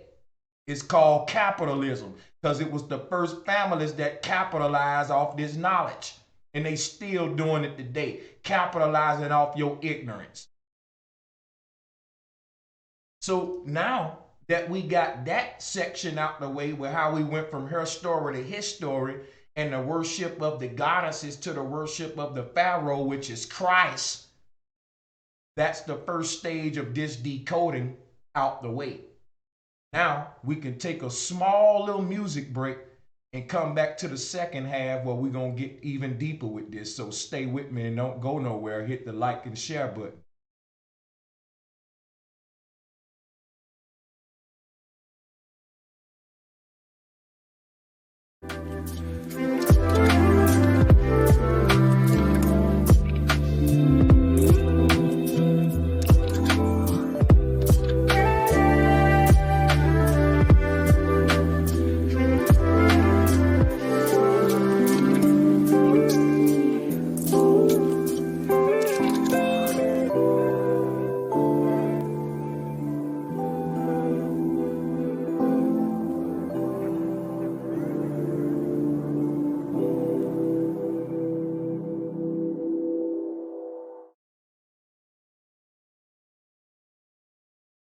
All right, let's get back into it, folks. Let's get back into it because this next collage that you see on the screen is very important. Let's focus on this little image in the middle called the Cosmic Christ. I want you to pay attention to that.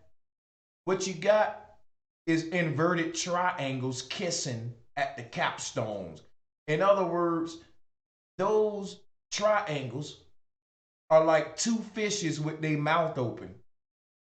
And the diamond in between is like one of the fishes breathing into the other one's mouth and the other one breathing into the other one's mouth, filling up that diamond with air. And inside of that diamond is Jesus. But Jesus is you and me inside of our own bioenergetic field. And it's also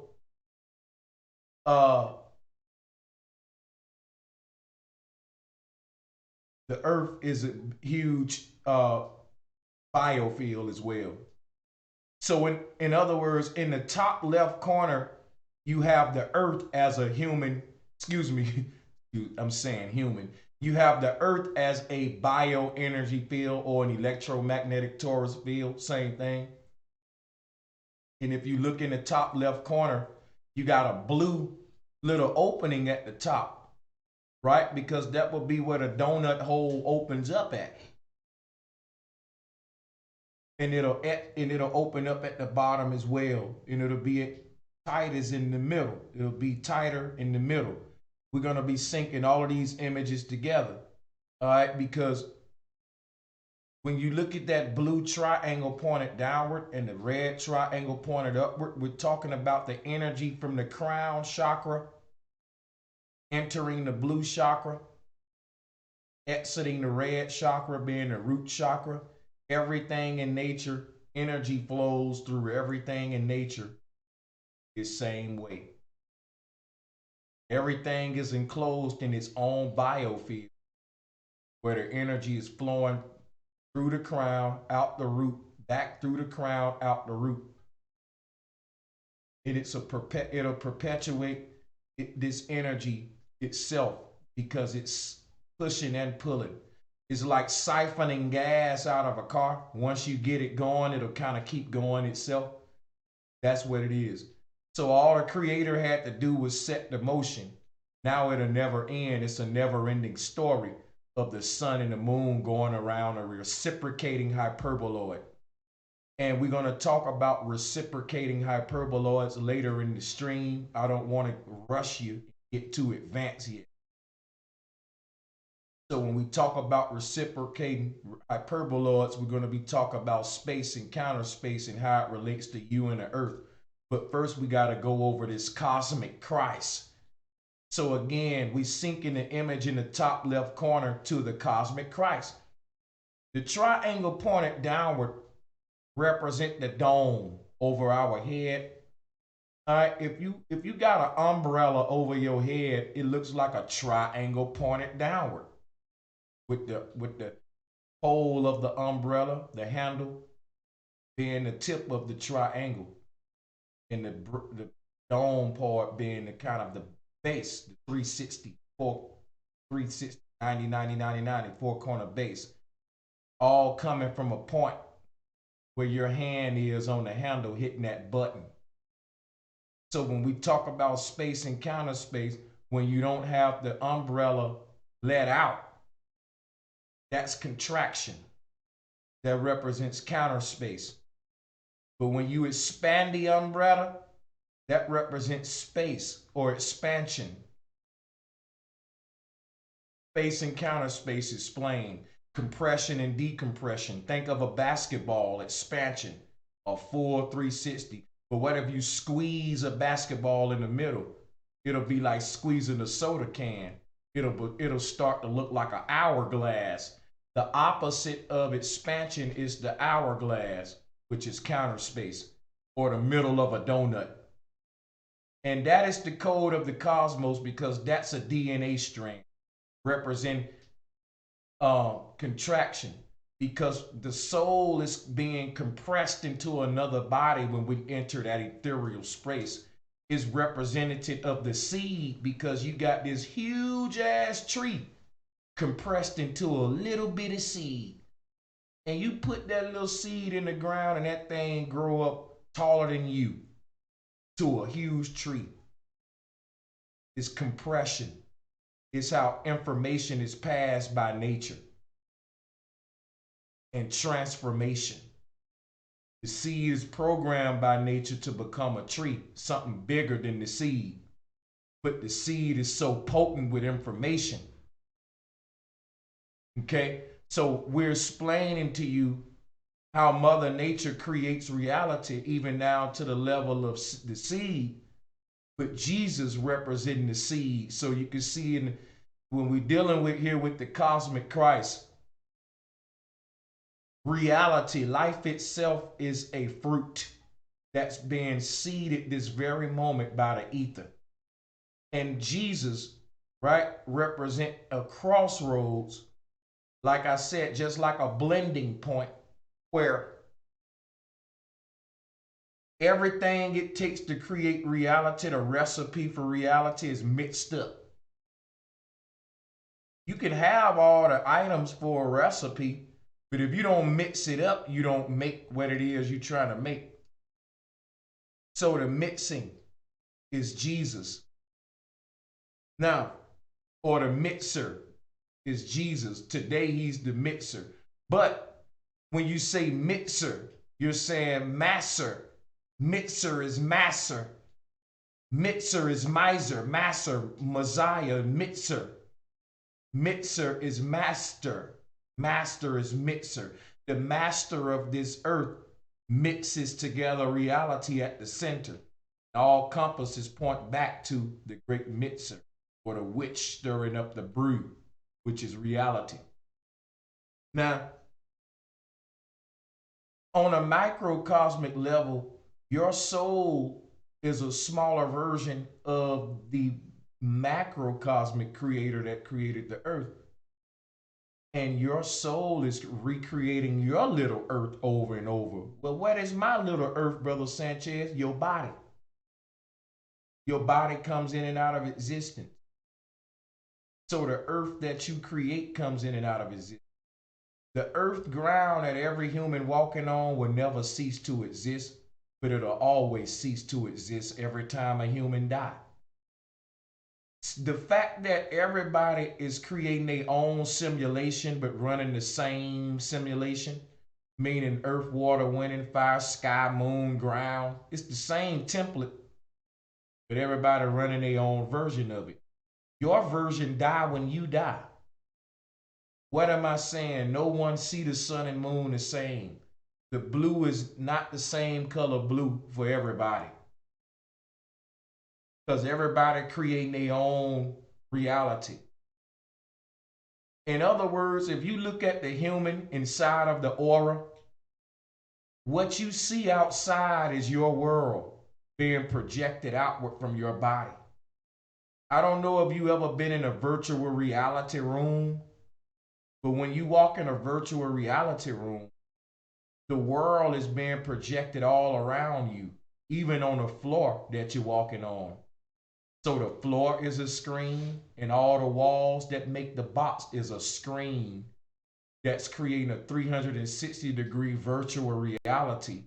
And you can just be in this little room, virtual reality simulation. Video games, they got them around the world. Some expensive game rooms got them, virtual reality rooms. Some science centers got them in the form of IMAX theaters. You go in there and the whole room is like a dome. They make you lay your seat back so you can't see the floor. IMAX, or virtual reality room. And it's creating this experience for you. And you're inside of your own earth. Pay attention to the image in the bottom left corner. Because when you look at the human inside of his own torus field, when you open up your eyes, reality is projected within your own little bubble, your own version of the sun, moon, and sky, and your own version of me. Now, somebody else may have dinner with us and they don't see me the way you see me. If I got everybody on earth to describe who I am, everybody describe Brother Sanchez different. Because everybody creating their own version of this reality from inside their own aura. So what am I saying? That the earth cosmos itself is just a concept that exists around you. Every human is the North Pole, and every compass really points to you. So when we walk to the real North Pole, ain't nothing there but a clear suction portal where all the elements is being recycled. But it's reflective, it's clear. So when you walk to it, you're gonna see your reflection like a mirror. And if every human walked to the North Pole, we'll all see our own reflection in that mirror. So we will find out that we're at the middle of our own reality. And this is why they don't want people going to the North Pole, because reality breaks down at that point and we see the paradox, we see the multiverse, we see our connection. Now, as you walk away from that reflection of you being at the North Pole, you realize it's you in the middle. When this body goes in the ground, you assume that if you walk toward the North Pole and you see this invisible vortex, what they call the tree of life, or this hyperboloid, this ethereal connection, it's one thing in all things. Meaning every human is connected to the North Pole on an invisible cord. Like how you may have a bunch of electronics in your house and you plug them all into one little hub, one little jack. Well, every human on earth is getting its energy from the North Pole via wireless transmission. So if you can see your aura, you will also see a trail leading from the top of your aura into the sky, and it'll be slanted. And if you had a compass in your hand, your compass will point toward where your aura trail is pointing. Because you plugged into the North Pole, your ethereal body. That's what's feeding the energy down that crown chakra above your head. And what's being fed through that is the influence of the starlight. All of your past experiences and everything you know is being influenced every second so that you can take what's old and create something new with it. Meaning experience is the past, but we create new things with our experience. And what we create is influenced by the ethers, which is the stars, the wandering stars, different cosmic influences. And you can get into astrology and see how they influence us. But the energy of the stars enters the crown. And that's what that cup is above your head. It's like a funnel because starlight drains down into magnetic black holes like water down a drain. So light can't escape a black hole, and in the middle of your brain is a black hole called a pineal gland, and it's pulling the light from the stars into your head. If we can see your light body or your aura around you, like I said, that crown chakra above our head will go up into the sky. And what happens is every star that's shining, the light of every shining star in the sky is being sucked into the Earth North Pole.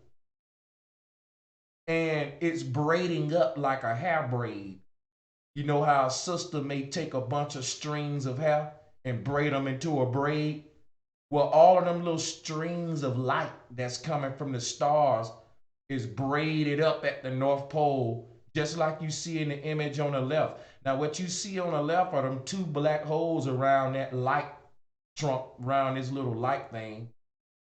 That's a magnetic energy field viewed under a ferrocell, and we're going to talk more about that later. But you can see how all the light that's curving into that black hole braided up in the middle. This is what DNA does as well. So this is the one true code of creation. Now, let me continue here. All of the light of the stars, of the light in the heavens, is being sucked into the middle of the earth,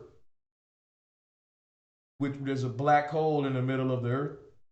And you, right, have a black hole in the middle of your head that's pulling all the light from the North Pole. Now check out his work. Because what I'm gonna do, right, is I'm gonna pull up a quick little slide to show y'all what I'm talking about.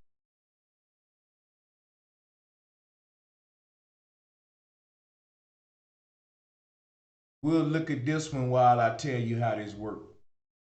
Now, if you look in the far left, you see the human walking on the earth, 7 heavens above him. There's way more heavens than that, but we count 7 at a time because 7 is several.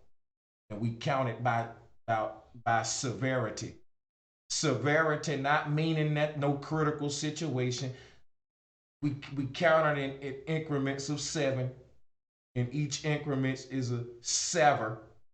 When you sever something, you break it into pieces, but each piece is represented is 7 layers. So each little cosmic egg, each little earth is 7 layers, and 7 is several. After that, we count the next level. But it's it's infinite layers, all right? And each of these little heavens represents a different sky. And beneath that different sky is a different little earth circle with different life around it, but not no different than what's here. It's a reflection of this reality. And the true reality is closer in the center, being the seed, and then it's reflected outward. And it's able to, what separate the different realities is ethereal realms. And these are very reflective magnetic lubricating zones. If you think of what happens here, it's so these different spinning torus fields don't grind together. You know, when you got some grinding together, you want some glue, you want some grease, some lubrication. The ether is like an invisible lube that reality sit within. And each physical reality is separated by that invisible lubricating layer that greases it up from each other and keep one from crashing into the next. Without the ethers, the infinite dream worlds would all crash into this world, and the only thing that will exist is this one world. And if that happened when you die, you will never come back into existence. So reincarnation of infinity is the fact that you exist. When you came into existence, you start to make an infinite amount of copies when you ran the simulation. Meaning, everybody playing this virtual reality video game, and Mario has an infinite amount of lives. Every time he die, he just come back on another board or plane. And whatever plane you on, no matter how different it may be, it will still be the same. Meaning it can be composed of these same elements, but the elements will be composed in a different way. Just like every human is composed of the elements, but it's a different amount, different, like I told you earlier about the banana smoothie. The earth is the same way. It's an infinite amount of earth realities. Each one is slightly different, like each human, but they all the same because each one got a sky, a ground. Like when you dream, you go into one of them different parallel realities, and it still got a sky or ground. You may say, hey man, I had a dream where the sky was goddamn green, bro. It still was a sky above you, and the clouds was pink. Well, hey, it still was puffy little. It may have been a different chemical equation of how life can exist on a different setting with the same elements blended in a different way, create this same human equation. You can get to one road in an infinite amount of ways. And that's what the earth did. Once it created reality, it created the infinite amount of variations of how it could express itself. So when we go to dream worlds, they're slightly altered realities because it's one of many infinite copies. That's why we never die. We never die. When you die, all you do is run another simulation. Just like when you go to sleep and you run a dream simulation. And since it's an infinite amount of copies, this is what reality is all about. Now, we're pulling the simulation from the North Pole. These different heavens is stacked upon each other. And as we ascend our consciousness up these Jacob's ladder and land on the different planes by traveling up through these different heavens, whatever heaven we decide to land on, our energy descend and slide down that dome onto that respected plane that's connected to that heaven. And this is all we doing. When we leave this one, we go up higher to another one. Now, it depends on how high you go, depend on how much knowledge you retain in your spirit when you here. Because the knowledge is the gas that the spirit used to go up through these heavens. And you can go beyond, man. You don't have to go to just to the next one up. You can skip and go beyond. When you leave this body, if you got enough knowledge or gas to propel upward, it's like a rocket. The one with the most propulsion gonna go up the highest. And that's the whole point, seeing higher, to better experiences. Each higher experience is this same reality, but a better version. Now the experiences above this one, hopefully ain't no government governing those experiences. Because I do remember visiting some dream worlds where we were a lot more free. I remember as a child, I had a dream where me and my family existed in a state. It was some reason, and I remember it like yesterday. I didn't feel no worries. It was like my mama didn't work, but we was felt provided for. I woke up pretty quick, but what I take out of that now, whatever simulation that was that I visited, we were all living in a situation there without government. But we still had houses and streets, and but it just had a feeling of like liberation, like we was running it, or a community type feel. So what I'm saying, there's so many variations of this simulation. We chose to come here because the one we was at prior to this one uh, was more probably was a more fucked up government than these. As we go higher, is less control over our minds because we now begin to get control of our own Christ consciousness. So I'm not giving the government an excuse, but the fact that the government can exist in this realm shows that the beings here are not ready to go higher yet. And kind of like we need to be governed. The level of consciousness in this reality gave birth to government, which shows you the level of consciousness of this reality. As bright as the ancestors were, some of them turned to create the world government today. And if that was possible in this reality, then this is not the final stage, brothers and sisters. I can dream of better worlds than this one. And that's what it's about. Because when you dream, those are real places. There's an infinite amount of channels you can tune into, and you can turn that knob to similar worlds. Some of them got government, some of them don't. And the higher ones got less man-made governments. So as we move up the higher heavens, we move up the different plane. The higher you go, the less government control you got. So it's going to always be some kind of government, but the higher you go, the less it is, all the way up until where you reach the one where it's just a bunch of light beings who can govern themselves. But it may be worlds 100 up places from this one, 100 heavens up, where the government is so, you know, nature is a form of government. So the different governance systems, I'm saying the system of governing will exist even without man. It's just that the hellish worlds are governed by man. And when you go up higher, those worlds are governed by the elements, Mother Nature. People living with water, plants, the trees. But it's still worlds that's above those that's not even governed by the elements. Worlds that's so subtle, they're not even composed of the elements, but the idea that seeded the elements.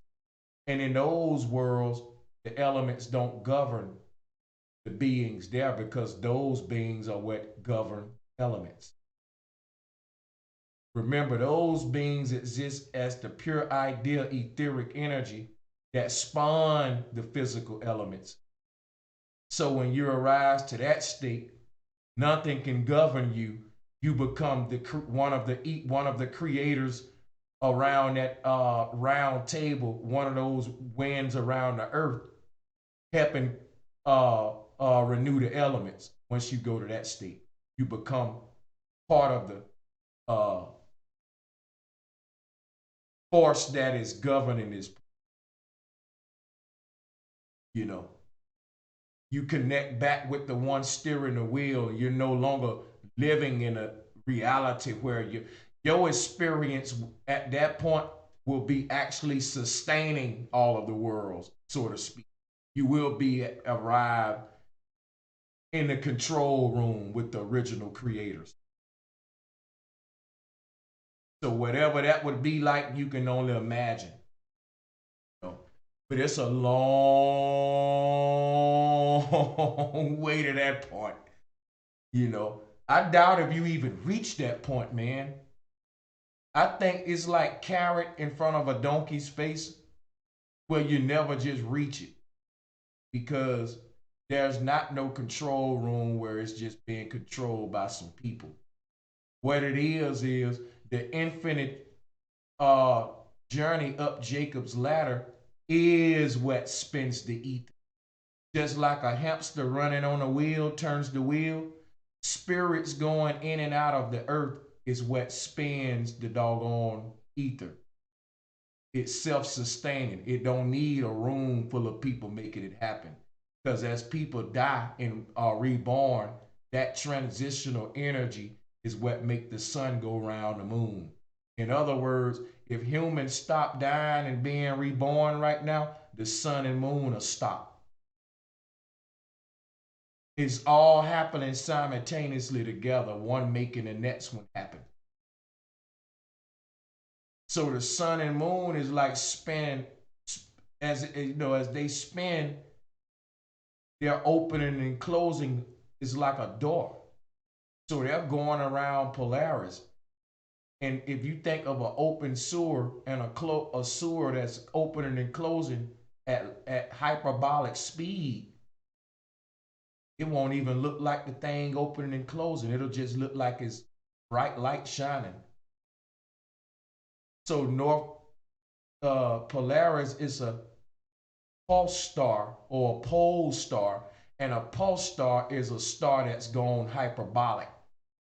It's flashing so fast that it's just hella bright. You don't even see it twinkling almost. So when you see Polaris, you don't see Polaris twinkling, but it's twinkling. Any kind of light has a shimmer to it, like fire, like a candlelight. Light dances. All light twinkles, even Polaris. But Polaris is so hyperbolic, it's happening so fast, you can't see it, so it just appears as a constant shine to you. Your mind can't register hyperbolic speed. So Polaris is aligned with the star that is aligned with the hyperboloid or the North Pole. This is the Christ star. Now, it's called a pulse star because it's like your pulse. It beats, it breathes, contracts, it expands. And that's why I told you we got to talk about a reciprocating hyperboloid, because a reciprocating hyperboloid contracts and expands. And we're going to show you how that works. So this hamster on the wheel concept, as humans leave out of the bottom of the Earth's hyperboloid and come into the top of the Earth hyperboloid, there's a flow of etheric energy going through the Earth, spinning around the sun and moon around that etheric pole. So if you think of that etheric pole like a screw, and the Earth that we live within like a bolt wrapped around the screw, as the screw drives down into the earth ground, that etheric screw that's driving into the ground, our earth disc spins. Not the ground you walk on, but the water that the ground is in. Earth is mostly ocean. If you look at this image on the left, that ocean water is turning around. It's moving. It's being spun around. So the ground we walk on is being spun around. The ground is moving. A lot of people say, you a flat earther. You can't say the earth moving. We don't say the earth ain't moving. I know flat earthers say that the earth's stationary. We saying that the land we walk on don't move. But the water at the beach that the land is engulfed, that the land is sitting in, that moves. Now the ground we walk on goes all the way down and it mounts into, listen, it's gonna trip you out, infinity. You can dig for infinity. You won't fall out, go to space like a globe, say. On a globe, if you keep digging, you'll fall out the other side and be on another continent. On flat earth, you'll just keep on digging. You'll never run out of dirt. What'll happen is you'll get so far down where the pressure will just be so damn strong that you know it'll just be, you won't really have no tools that can, you know, the further down you dig, the harder the ground get, but it never runs out. So you got to think about that when they say that the foundations of the earth are immovable. We're talking about density, where all of the heavy elements on the periodic table fall within to the ground, and all of the light ones float to the top. This law of density is what debunks gravity, because according to gravity, everything falls. Helium rises, so gravity is going to remain a theory because of that. But density is what's real. The root word of density is den, which is a place of dwelling. Now, in a house, the den is the living room. So the earth is a den because it's made out of the law of density, stacking the elements in their prospective places, mixing them right to create this smoothie called life. Riding a smooth sine wave. All right? So what I was saying earlier was that every human has chakras like you see on the left, and those chakras creates a aura around your body, a light body made out of every color of the light spectrum. And the light around your body, like I said, is being fed in through the crown chakra. And as the pineal gland pulls that light down into the body, it travels into the heart where it's tied together. And at that point, all of that starlight influence, all of that etheric conscious light of the source entering that dark hole, black hole, because light can't escape a black hole. It enters the pineal gland, is influencing your every moment with the cosmic experience that the creator would want you to have. That's the best experience you can have. That's the one you truly long for. But you'll miss that signal with man's influence, and you'll live out a different experience. Now, when that happens and you die, you'll respawn the same simulation until you live out the one you were supposed to live out. So in other words, when they say about this Saturn moon matrix reincarnation, I believe when you die and you don't carry out that soul purpose, you come back to repeat it again. Everything, same mama, same daddy, same first words, and you got a chance to change it though, like going back in time. I think you loop and loop and loop or broke like a skip record until you carry out your soul purpose. And you keep bumping your head till you make it out of this first little world. You carry it out. That's the only way to escape. So not everybody escape this world at the same time. It takes some of us longer to learn spiritual science, but everyone eventually learn them. Because the more you come here, the more you realize, damn, wow, this seemed like deja vu. And you eventually wake up. You come here enough, you reincarnate as a crazy person, because then you start remembering that you came here. People start saying, boy, you losing your mind. And you be like, damn, I did lose my fucking mind. That's why I keep coming back to this motherfucker. Then find your mind when everybody keep telling you you lost it because you're going crazy. Then you can escape this place. That's how weird it is. See, if you think of the Truman Show, everybody was telling him, man, you losing your mind. So he got on a boat and he left the world. Because when everybody was telling him, man, you losing your mind, that was really the ancestors trying to help you find your mind.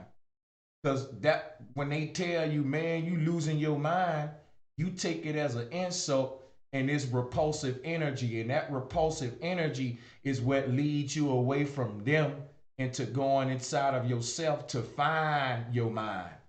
So they telling you the truth, but you hear it like they making fun of you because the universe wants you to hear it that way to scare you within. They say, man, you losing your damn mind, and you lose all of your friends, and you be like, everybody be like, boy, you going crazy, you losing your mind. But they really pushing you into yourself. This is how the nature gets you to find its truth.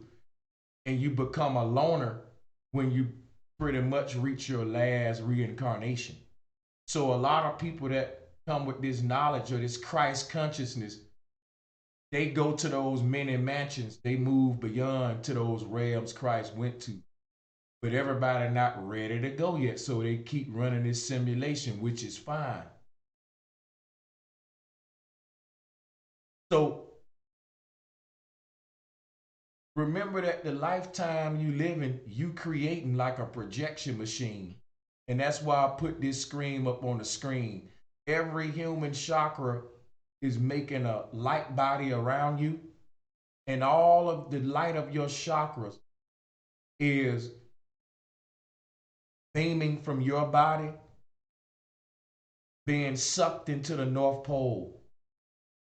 So if you think of this spaceship right here that's sucking the light in, that's what the North Pole is. All of the light on Earth, including every human aura, sucks into the North Pole because it's a big old black hole there. And that black hole won't let no light escape it. So all the light, no matter where it's at across this plane, is sucked in. All the light is sucked into the North Pole. So that means everything makes a big old X. Like all the fruit of an apple points toward the seed. All of the human aura's light on this earth connects to the North Pole. And if we can see it on a big level, it'll look like a big old fruit with a stalk being a North Pole. And that stalk would be a big braided cord of light. Like your human aura has a trail of light leading from it to the North Pole. So you got all the light of the heavens pouring into the North Pole, tying up together like a huge braid. And each line of light is like a electric cord that's getting spliced up at the North Pole. So that's the luminaries. The light is going into that dark tower the ancestors spoke of, and you're pulling your cosmic consciousness from that fountain of youth, they call it, that tree of life.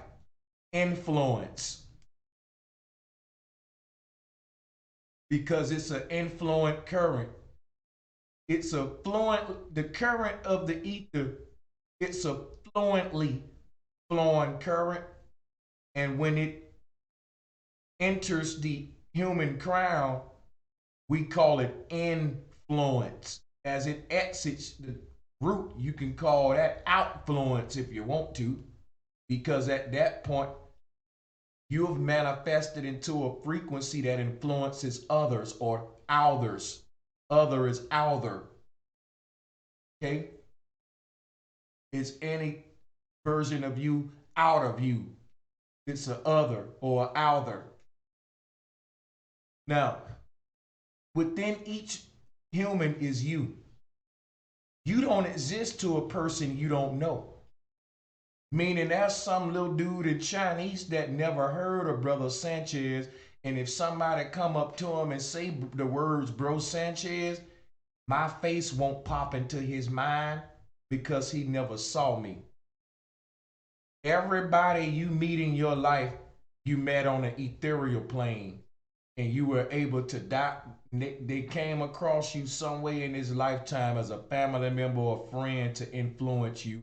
because this is the etheric energy of the stars influencing you on a micro level as people, friends. Now check this out. Like, I want you to think about something because we talking about Christ consciousness. That's what I'm giving you here as we decode this. As all the luminaries are being braided at the North Pole, the braid is loosened at the bottom and all the energy go back outward, connects at the sides like we see in these images, shell. And I'm going to show you how as this thing tightens up, it loosens up on the side, tightens in the middle. And because of this dance, it just keep tightening in the middle, loosen at the sides, spinning, contracting, expanding, creating life in a wheel that's turning. They call it a reciprocating hyperboloid. I'm going to show you what it looked like in a minute. But first, we got to show you sacred geometry, how it relates to Christ. Now, this image showing you what I'm trying to explain. That all the light of the stars bleeds into the earth and exit out bottom of the ground, which we don't know where that is because you ain't never dug that deep. And in between it is the sun and moon. You can see them as these black little spots. Yes, those dark spots are the sun and moon. You said, Brother Sanchez, but the sun is light and the moon is light, and that's darkness. Darkness ain't nothing but compressed light. So another way you can look at this, if you look at this little vortex of light in the left that's above a human, look like an owl face. But that little vortex in the middle where the light is coming in and pouring out the bottom, if you was looking at that from a top view, like hovering above it, you will see a dark hole. So if you look in the top left corner, you see the sun and moon above the flat earth. But if you look at that little blue triangle in between the sun and moon, that's where the energy entering at. So look back down at the Pharisee, the owl face, the light show. See where the energy entering at. And then how it's exiting that red triangle. Those two little dots would be the sun and moon. Because all they are openings of the ether. So in other words, think of a front. I'm going to show you how this works.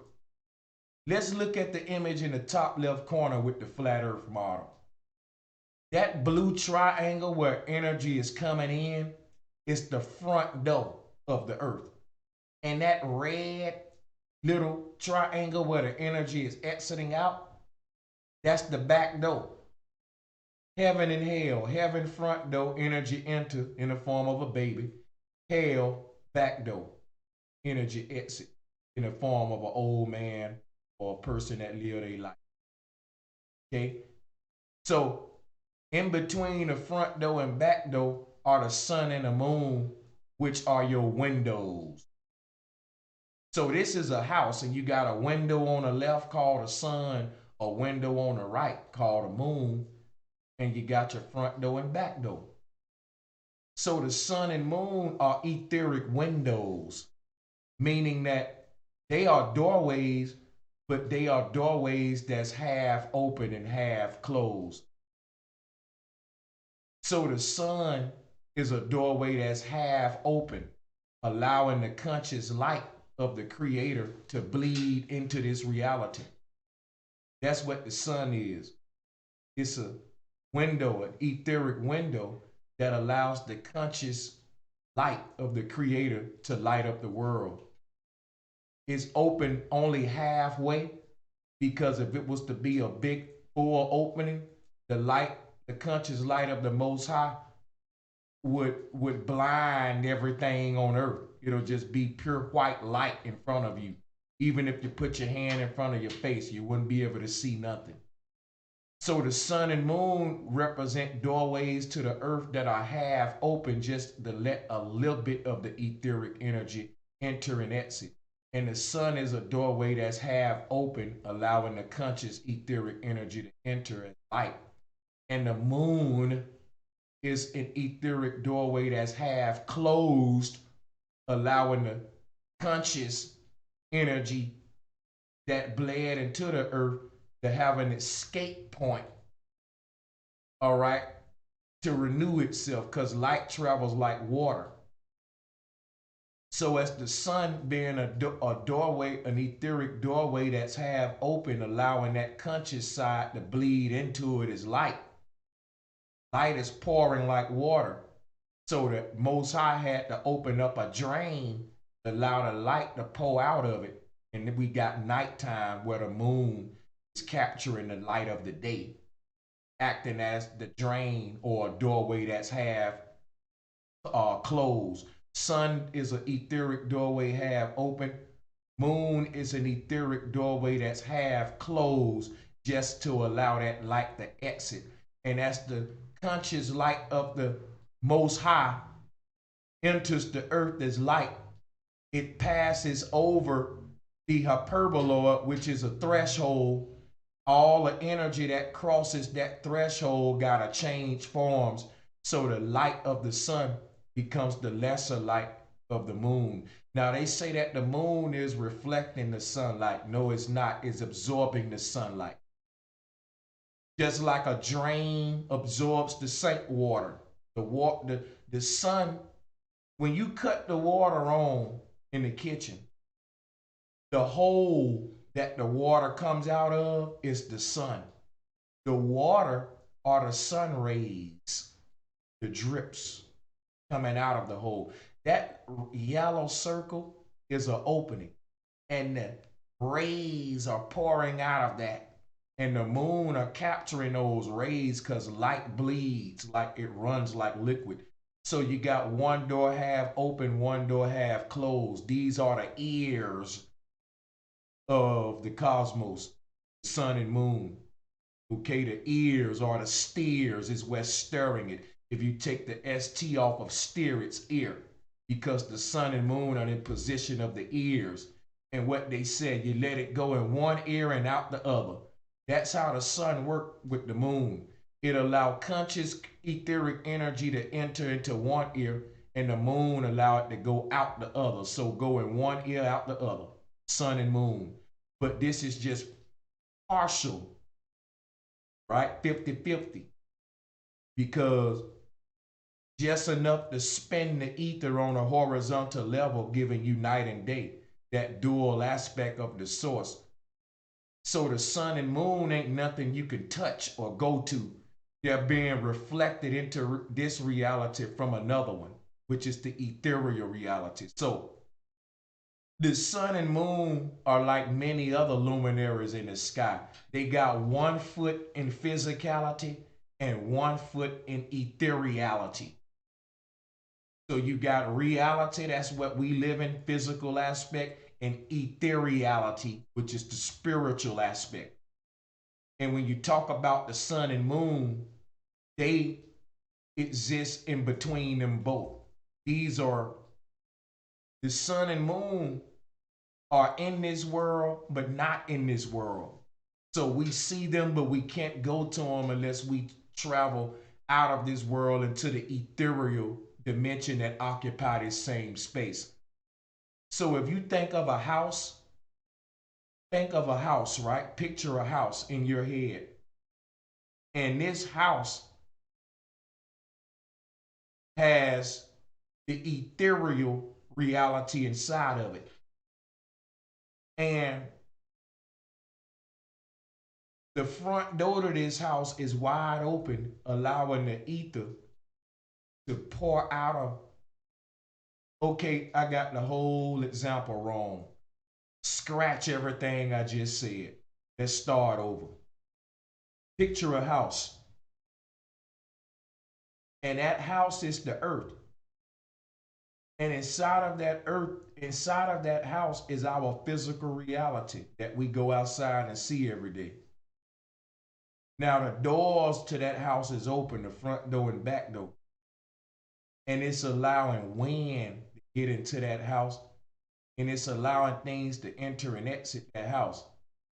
Mail, groceries, trash, air, ventilation. So a house without a front and back door would be pointless. You can only get into it through the windows, which allow you to only partially use the house. You wouldn't be able to move in furniture. What you'll be able to take and leave out of the house will be limited. And that's what the sun and are the windows.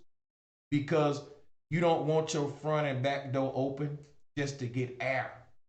And what is air? Ventilation. Sun and moon allow that ventilation of reality. And we see it as night and day. Without that, it'll be an endless daytime. And how would that be? That won't be balanced. So night and day are the opposites that attract it. They complement each other, yin and yang. And you, like I said, you can look at them as etheric windows, one partially open, one partially closed. And again, the North Pole as the front door and back door, just like we see in the top left. So that's how I want you to see that. So if you were to get yourself in alignment with the sun, I mean, if you were to line yourself up with the sun, which would be impossible unless you can levitate some kind of way and align yourself right into the portal, right into the opening, the eye that's emanating the rays. If you can line yourself up with that, guess what? You'll see an eclipse.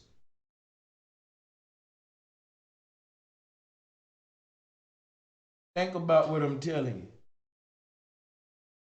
Think about light being magnified from a magnifying glass. You know how they take a magnifying glass and reflect with sunlight to make another little reflection that'll set the paper afire? The reflection is what we see as the sun giving us daylight. But if you were to line yourself up with that sun, it'll be like looking directly into the magnifying glass at the true light source. It'll blind you. And that blinding is darkness. It's called an eclipse. So if a human were able to levitate in the sky and line themselves up with the source of light, what's creating the daylight, sun rays, you were able to line yourself up with that circle that you see in the middle of them rays, you won't even see it as light. You will see a dark void, just like that magnifying glass in between the sun and the little reflection on the ground ain't really nothing. It's a clear lens. That's all the sun is, a window. Like I said, it's a window. It's an opening into our world. The light ain't the damn sun. If you inside of a house and it's dark in the house and you open up the window to let a little light inside, the light that's shining into the window ain't the damn light source. Light pours into the house like water. But the water that's being dripped from the faucet ain't the source. It came from the faucet. So if you reflecting light in a magnifying glass, the reflection that you see on the ground, that's the sun we see in the sky. But the moment you look directly into the sun, it's like not looking at the reflection, but looking directly into the magnifying glass at the sun that's causing the reflection. You'll be blind because you'll be looking through the ether at the true light source being the conscious creator. So you will see these huge bursts of light around a dark void because it'll be, you can't see just that clearness. That void is just representative of condensed, dense light, compressed light. It voids itself out because it's incomprehensible. So it cancels out. It'll be like trying to load a computer program, but one of the computer programmers didn't get the color blue right. The color code for blue was 01334778. They put 03441. So every time blue load up, it's just a black void because they didn't get the code right. It ain't that you would get the code wrong. It's just that the reason you would see that dark void is because you're in alignment with the programmer. So if the light that's bleeding in, it'll be like, put it this way. Close your eyes for 1 minute. I promise you, this one you're gonna get what I'm saying, and we can move on. Think of a hose pipe with the water on. Now, the water that's now listen, we looking at the hose pipe with the water on from a side view. From a side view. So we ain't looking at in a minute we're gonna look at this water come out the hose pipe by looking at the hose pipe eye to eye, looking down the water spout. We ain't doing that yet. Let's just think of the water coming out the hose pipe from a side view. You will see the water coming out of the hose pipe, and just think if that water is light pouring into our reality. That's what we see. We see daytime as sun rays pouring out of a hose pipe being the sun. But from our view, we see the sun, we can't see the dark hole that the water is coming out of. So just like the water coming out of that hose pipe, you looking at that water pour out from a side view. You on earth watching the sun bleed light out of it. The sun being the hose pipe, sunlight being the rays that fills up partial part of this terrarium to give us daylight. You looking at this thing like the person looking at the water bleed out of the hose pipe from a side view. That's why we walk outside. We live in life from a side view, from the ground. Check this out, right? When you travel into the North Pole, you don't walk horizontally. It's a vertical reality, but we'll get into that later why we say outside, inside, side. But anyway, check this out, right? Go keep the hose pipe in your mind. We on a side view watching the water pour out as sunlight, water being the light. You looking directly at the sun is you going in front of that hose pipe, watching the water come out the hole. Now you see a black hole, and the water is clear. So you can see through the water. You can see through the clear water at the black hole that the water is coming out. This is what happened during the eclipse, y'all. Everyone on earth aligned the center of their consciousness up with the galactic center. Because remember, it's a North Pole inside of you too, your pineal gland. So when everybody go and see the eclipse, guess what? You seeing your own copy, because all of us creating our own reality from within. But everybody inside of their own little reality, basically loading it up like people in the virtual reality game place. Like they show you in the Matrix, when they enter the Matrix, they don't go nowhere. They just load it up. We all loading this our own version of the same simulation. So what happens during the eclipse is the universal programmer who created this software that we running makes a cosmic change of some sort to the lens. And when that happens, all the poles are aligned to the source.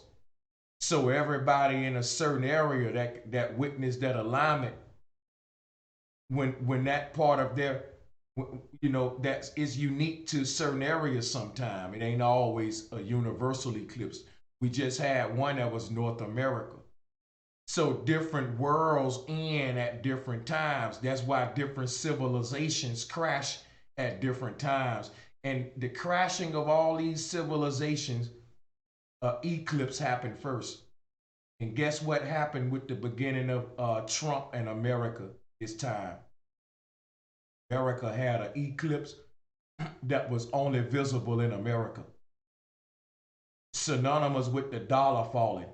All of the ancient civilizations that collapsed, they had the same thing America had, an exclusive eclipse that happened with. A gateway just opened in our world. Each continent is a world and it got its own vortex with it that the ancestors created on every continent. Our time has come, America, meaning a galactic alignment like Russian roulette, the bullet aligned with us. When that alignment happens and that eclipse happens, the simulation is reset. Okay? Now, if you ever played a video game and you hit the reset button, what happened? For a little bit moment, you get a little darkness. You're playing Madden on the screen. Somebody hit the reset button, it go from darkness for a little second, then it come right back on with the game. But it starts it over again from the beginning. That's what's going to happen to America because we just entered a reset, that American eclipse. But the fall of America gonna be synonymous with another great eclipse that's gonna come in the 2020s that the entire plane gonna see, and then all world governments gonna fall because America gonna start a domino effect when we fall. So everybody creating this simulation from within. All Americans, what we saw with the American eclipse was Mother Nature reset our world, and by doing so, resetting government. In other words, the power button to this new system that run the world is America. If you think of each continent like a button, nature will press the continent that she want to crash down, and we see it as an eclipse. Close your eyes and think about what I'm saying. When an eclipse happens, we go into darkness for a little while because Mother Nature hitting the reset button. Like a video game, go into darkness for a while, is reset. But the last one happened in America because America is the power button of the new world. Meaning if you wanted to crash world government today, you would have to go to the security measures of world government. America is the military for all the world governments. That's all we got is bullying energy. We bully the whole world to use our dollar. But as our dollar fall, world security gonna collapse. So world government about to fall because the reason world security is going to collapse, what creates security is money. If you can't pay your armies, then world security is going to collapse. So when American dollar collapse, it's going to collapse all of the monetary systems, all of the governments. And then for a brief moment on earth, we ain't going to have no monetary system and it's going to be like a reset. But it's starting with America. We're gonna have to create a new currency system, and what it's gonna go down to is a new race. Where all these people gonna race to create a new bartering and currencies. We're gonna all go back equal to where it's just resources. Grapes aren't you just go and live off the trees. Ain't nobody gonna be able to stop you because when that time come, ain't gonna be no militaries and because ain't gonna be no money. Military people ain't gonna be getting paid just like the government shutdown. So they gonna be walking the fuck off the damn soldier fields and the barracks, just starting little civilizations to try to live. People gonna be coming together making little bitty little civilizations straight from the ground again. So the world as we know it will be destroyed by this Armageddon war. as we decode this with Jesus. I'm kind of skipping forward into the series here because this show you how time resets. The last one happened with Jesus. That's why they said Jesus split the timeline, AD, BC. But there's really before current, after current. It's dealing with energy. It was before people was dumbed down. It's before Christ, because Christ represent the dumbing down of people and the beginning of the worship of the Pharaoh. I just told you that. So remember that the New World Order in 3100 BC came out of Dark Ages. Those Dark Ages, if you look at the timeline, was mighty eclipses like what we just went. The eclipse we just had in America marked 7,000 years, people. Universe moves in sevens. Remember, several. September is the last month. So the clocks and calendars been wrong, but everything about to be realigned. And it started with America. The first, each continent is connected to a magnetic ley line and a light line. Ley line is light line. So America's, we saw the eclipse on this land. Each continent running their own simulation as a whole continent, and each human running their own simulation as an individual human. So if you was a Chinese, you'll be running this same universal simulation of earth, water, wind, and fire, which would be put together to form a Chinese frequency of it. Each culture put the elements together to make their version of the simulation, but each human within that culture is unique and manipulate the elements their own way to make their own experience, because we all are creating our own experience, literally. When you die, your world die. This world don't exist to you. So it ain't that, what it is we are characters that you're loading in your simulation, just like you're one that I'm loading in mine. So we all exist in each other's worlds. No matter where we go, we'll load up these familiar faces. That's why people in your life, you'd be like, it just feel like I met this brother before.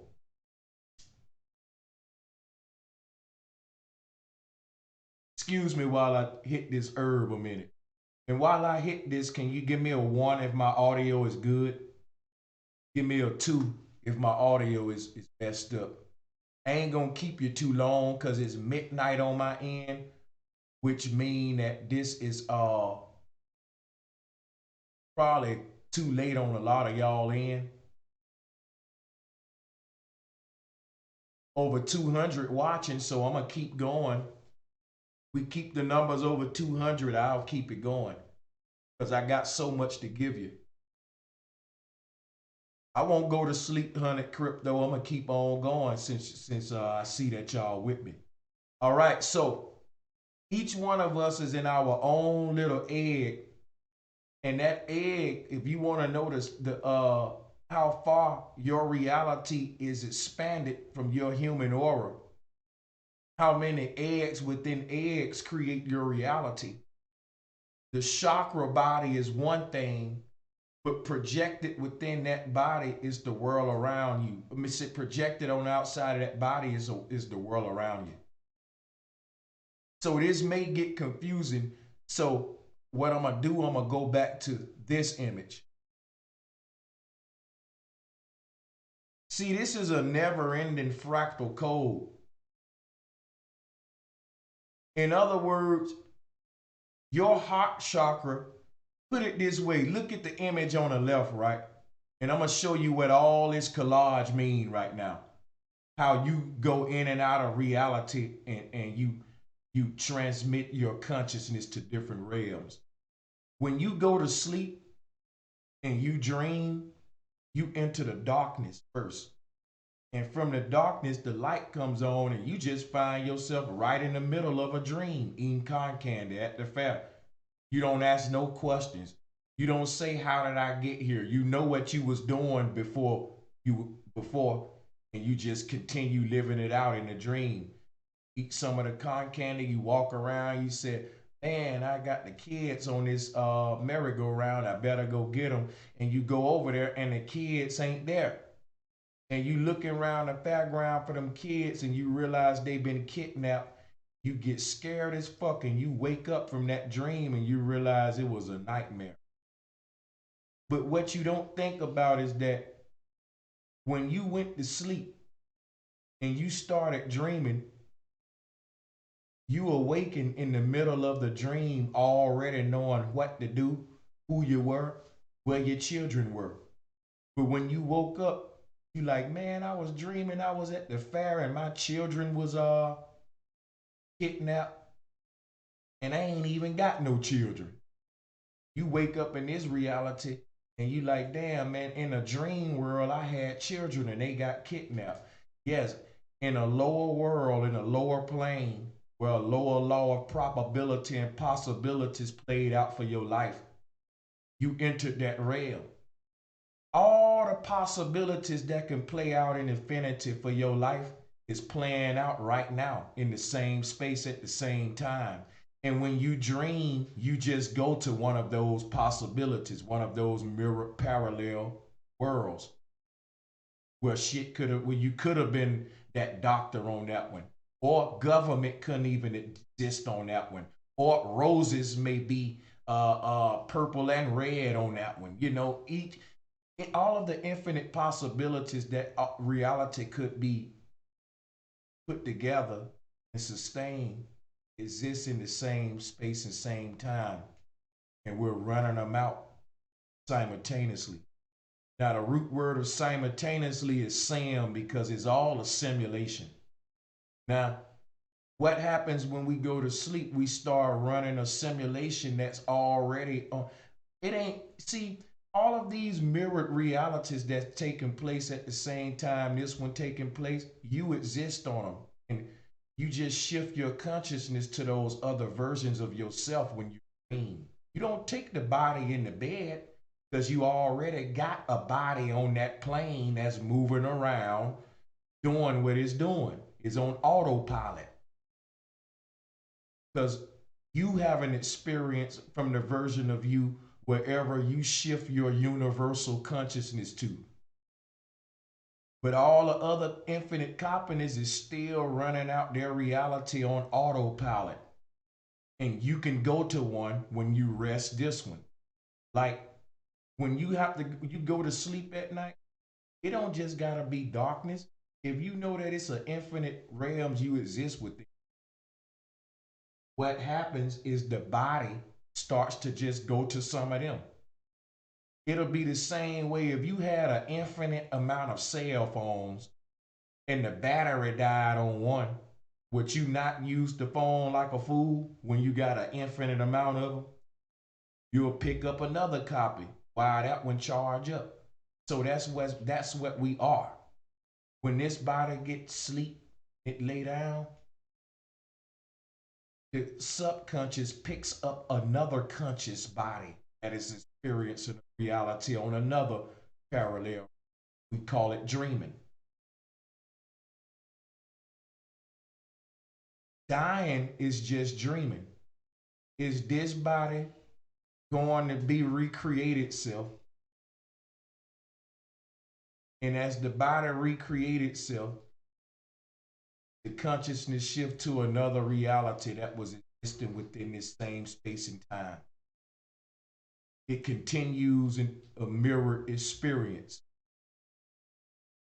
And what happens is the space you occupied in this reality need time to birth you back here. And by the time your body reform in this reality, you'll have been went in each body across the infinite copies of yourself, landed back into this body right on time. Meaning when you go in the ground, when you die, and this body decompose, it's gonna reform back into this realm again. But by the time it do that, you'll have been went across the infinite cosmos into all of them copies of yourself. Because when you're out there in the multiverse, time don't exist. Therefore, you could traverse infinity at the same time this body is being formed here. So here's the thing. Everybody beyond this physical plane that we call Earth is less dense. Every heavenly experience you exist upon outside of this one is only pondered because of the hell you experience here. Now, this realm is to bleed heaven out of you. All of the tests and trials here are so that your soul can long for something better than this damn place. And that longing is the gas that pushes the fish to those higher realms that it will. You came here to be able to perceive a better place. You got to take steps. It's all about perception. Before you came to this earth, you perceived this reality as heaven. That's all. That was your limitations. When you thought of heaven, you thought of this experience: hip hop, wearing Jordans, music, world government, capitalism. As fucked up as this world is, there's a lot of good stuff about it. It ain't the best version of Earth, but it was better than the one you came from, to the point you saw this was. But now that you here, you're gonna always ponder something better. So we think of something better than this, where they were government don't. You can only load these higher places of Earth if you can ponder them. A computer can't load a software that ain't been downloaded into it. You came to this earth to download heaven so that when you leave a body, you can upload this place where it's so much better than this one. But it took this place to, for you to learn how to download that. Now, when you get to that place that you saying so much better than this one, you're going to find out it can also be better than that. And better and better and better as you move up the ladder, because batter is ladder. All you got to do is replace the B. Batter is ladder, Jacob's ladder. It gets better and better. And there's no end to this bliss. We move up. Now, let me show you how this works. When you go to sleep at night, your conscious mind, the one that you use to perceive the outside world, it doesn't shuts off. When you close your eyes, your conscious light is basically like if you got if you got water pouring out of a hose pipe and you plug the hose pipe into itself, that's what happened when we sleep. We unplug from the outside world because our conscious light is bleeding out of us as we experience our daytime. As we go to sleep, because the body is made out of the elements and the elements got to rest to renew themselves. But the conscious spark, the ethereal consciousness of what you are, never sleeps.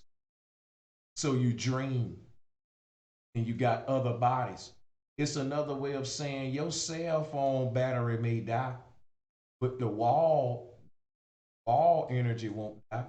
So you can plug that phone in at any time because it's never sleeping. Charge it back up. But if you got an infinite amount of phones, when one die, you can pick up the other one.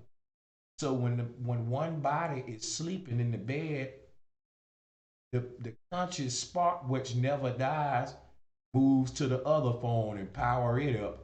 And now since you got an infinite amount of phones on an infinite amount of planes, and phones mean body, the conscious spark is the power that powers the body, meaning allow you to see within that body's experience. Because the dream body is living out that experience when you wake up, but it's on autopilot because your consciousness, that which allow you to see within that realm, ain't tuned into that channel like a radio. infinite amount of stations, infinite amount of realities, infinite amount of yous in those infinite amount of realities. So when you dream, you just change the station from this reality to one of those. And since you was already born and had a mama there, you always, most of the time, you start the dream from the middle of it because these things is running out at the same time. But it's up to you which one you tune into. And whichever one you tune into, the other ones keep going out on autopilot. And it would make all the actions that you would make. It's automatically synced to be you. It would make the actions that you would make on that particular realm. So when you know what I'm saying? So that's how it is. But I'm gonna say this too. The image in front of you I got up for a reason. Because the light represent conscious, the conscious spark that never dies. As long as that door is open on that spaceship, that light gonna bleed out. But once that light, enough of it is sucked into it, being you, once you enter your own darkness and sleep, it's your conscious body. And this is spiritual stuff we're talking about. The consciousness can't be seen. You are the conscious light. That's why you only see darkness when you sleep, because you are the light. The one observing the darkness is the light. Light can't see the light if it's the light in the darkness. It's a first person view. You only see darkness because you are the light. So you go to sleep and you become the conscious light and you see darkness behind your eyelids. What happens is that darkness receives the light. As you reach REM sleep, you go deeper into that darkness. You forget that you even in the bed because the darkness is receiving you, the light. And when you reach a certain threshold, what they call REM sleep, you now can enter the dream state. Now, when we start dreaming, that means all the light has entered into that UFO ship and it can now close the door. When the door is closed, your body is in the bed in the darkness, don't even know what world is in, the name, how old you are. You completely shut off. You sleep. Your body goes on autopilot and it start, renewing itself, moving waste to the bowels and whatever it do when we sleep. But that light consciousness goes in that pineal gland, that UFO ship. The light consciousness meaning the you that's in the bed sleep and it ain't gonna wake up in the morning. That one. The one that brings life into that dead body and do dances nobody else can do and got a voice nobody else got. That's the light you, spark of the body. When the body is asleep, that is still roaming around. That little spark that the body used to power itself, that don't have nothing to do with the body itself. That spark is the Christ consciousness. Check it out. The body is the robot, but the electricity ain't the body. It powers the body. So when the body is asleep, it's in sleep mode. When a computer is in sleep mode, it still got power. It's just using like 15% power, just enough to reset thing and cleanse everything, update everything.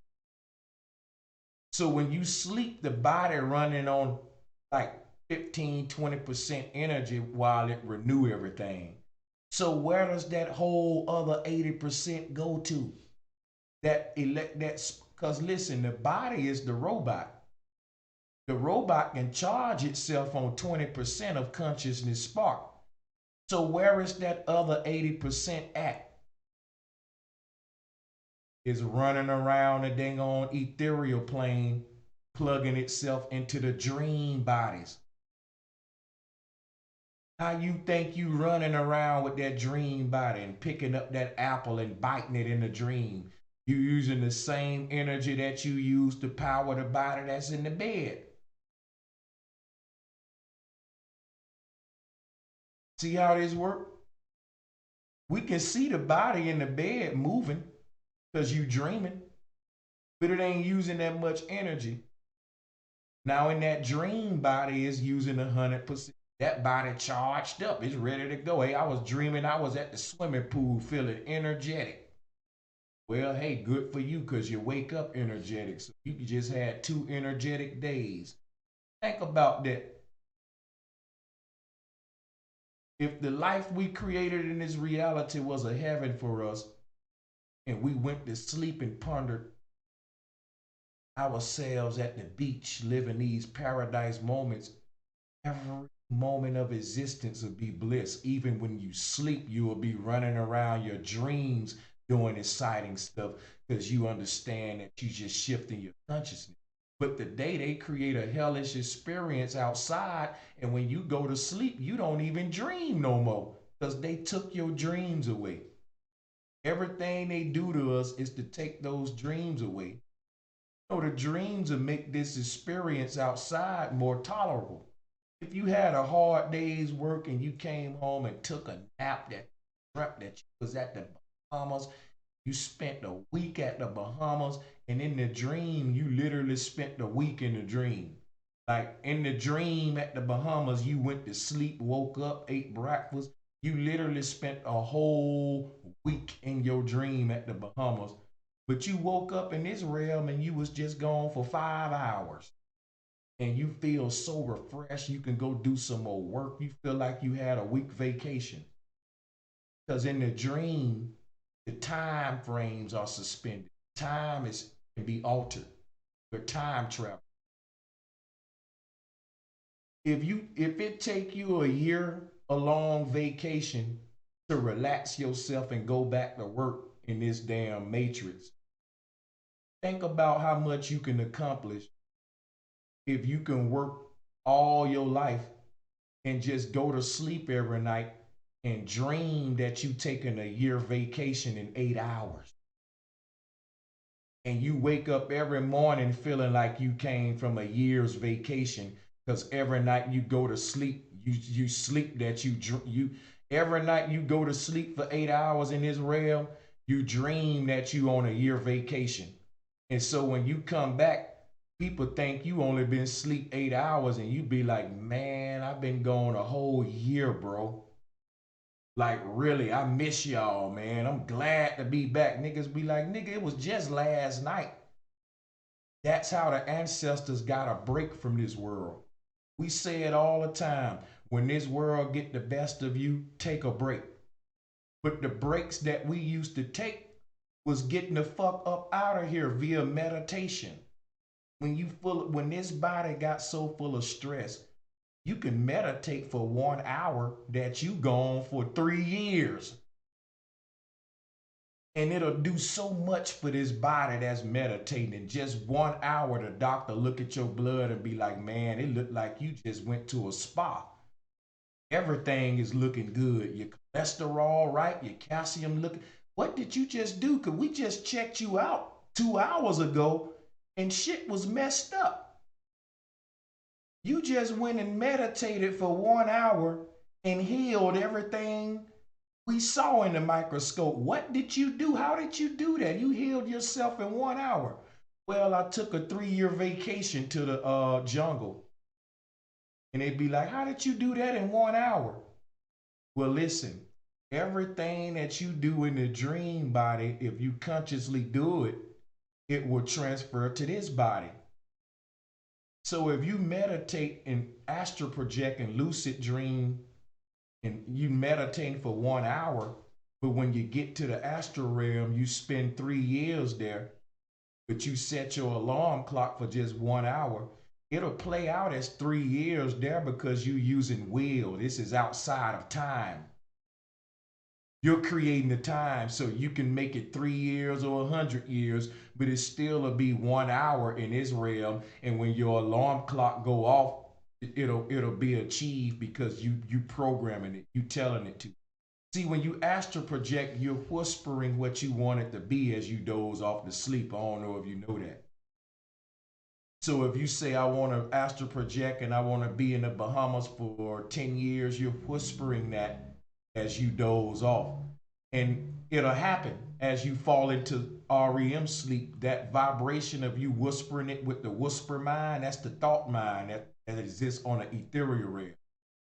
So you a genie in a bottle granting your own wishes. So as you doze, you ain't talking as you're dozing to sleep.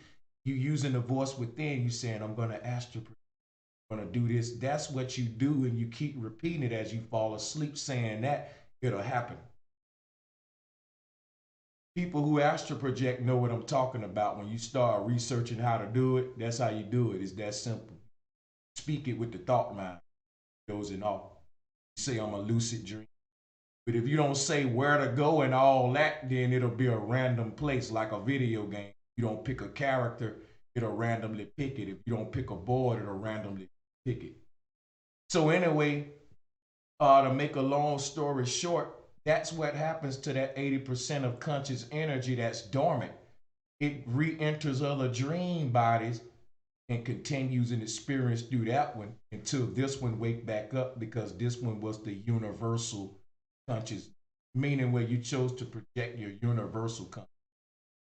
You exist as one thing and many things, meaning that there are infinite copies of you, but you can only tune into one at a time. At least that's what I know of. You can only shift your consciousness to one of these bodies at a time. That's why we meditate astral. Like if you start meditating right now and you go to like a dream plane, to a little meditated body on a different plane that you pondered, and you meditate within that meditation, you can keep going within yourself for infinity. But the problem is you can get trapped and you'll forget where to wake up. You'll be like, damn, I meditated within a meditation, within a meditation, within a meditation, within a meditation. How do I make it back to the surface? Me, real me. It'll be like waking up from a dream into a dream into a dream into a dream. Like, damn, where is the real me? You know what I mean? Flipping the pages through the book of life. You're the book, you're the pages. So check this out. Each page is represented by a heaven, and all of the names written in that Lamb's book of life being Christ are all of the human souls spawned into this infinite multiverse. The moment you came into existence, infinite copies was created because it's so reflective. Now you were born into the middle realm. They call it Midgard in the Norse cosmology. But because of that, you were reflected outward into infinity. So the chakras are what allow you to travel through the different versions of yourself. The main ones being the root, the heart, and the crown.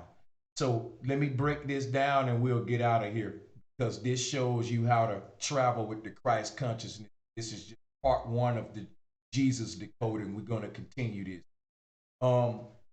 This is going to end on this collage, and we'll continue the rest in the morning and all day tomorrow, all the way up till I finish it. So to wrap this collage up, you see what I'm teaching you about shifting the consciousness to the subconscious. See, it's called a subconscious for the same reason we call that thing under the water a submarine. Your human body can't travel that deep under the water. So you make an outer body that cover up your human body, called a sub body or a macro body surrounding the seaman body, the navyman.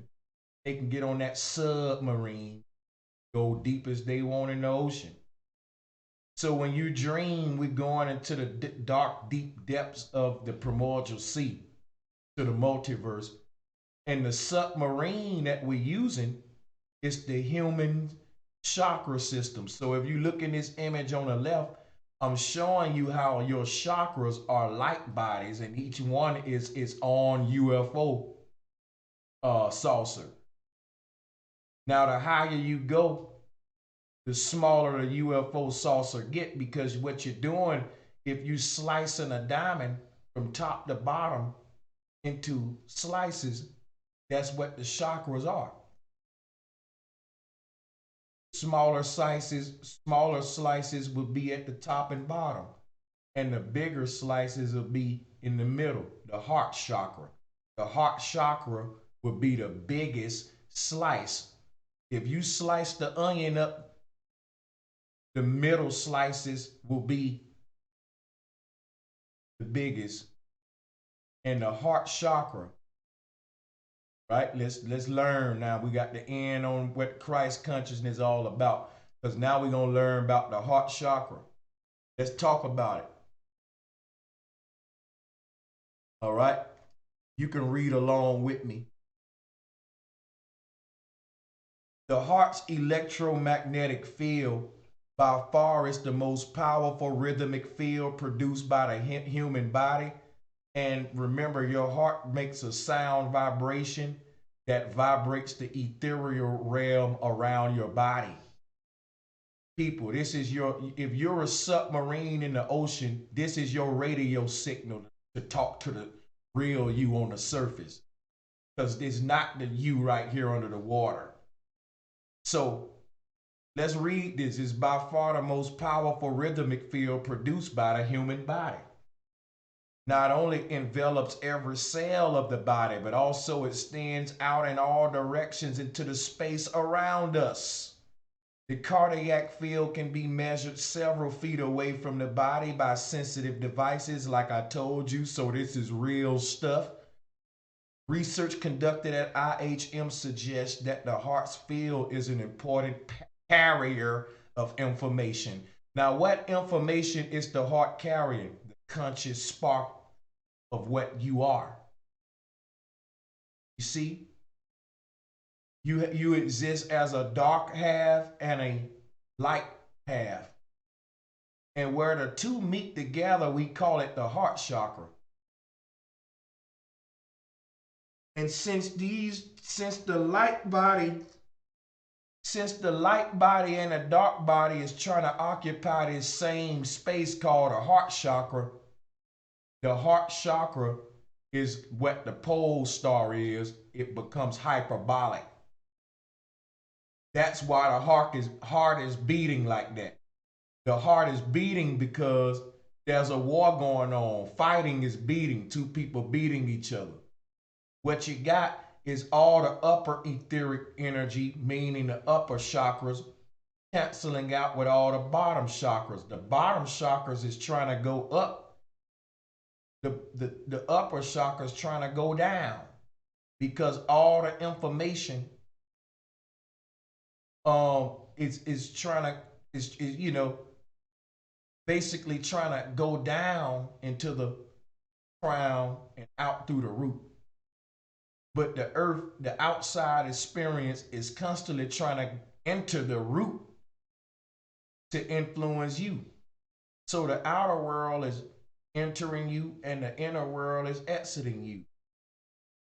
Information is entering the human as cosmic influence through the crown, and information is entering the human as negative influence from the earth.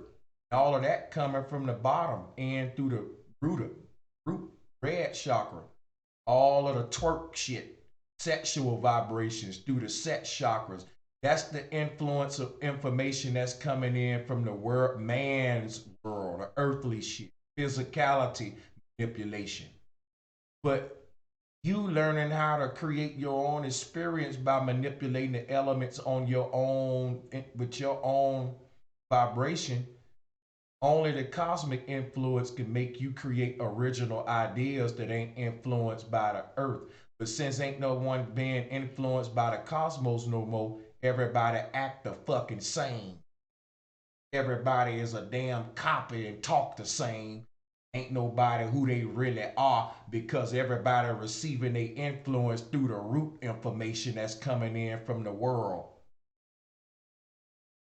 You got your crown chakra closed like a sewage with the lid closed, blocking all the pure vibrational influence of the stars that's supposed to be entering the crown.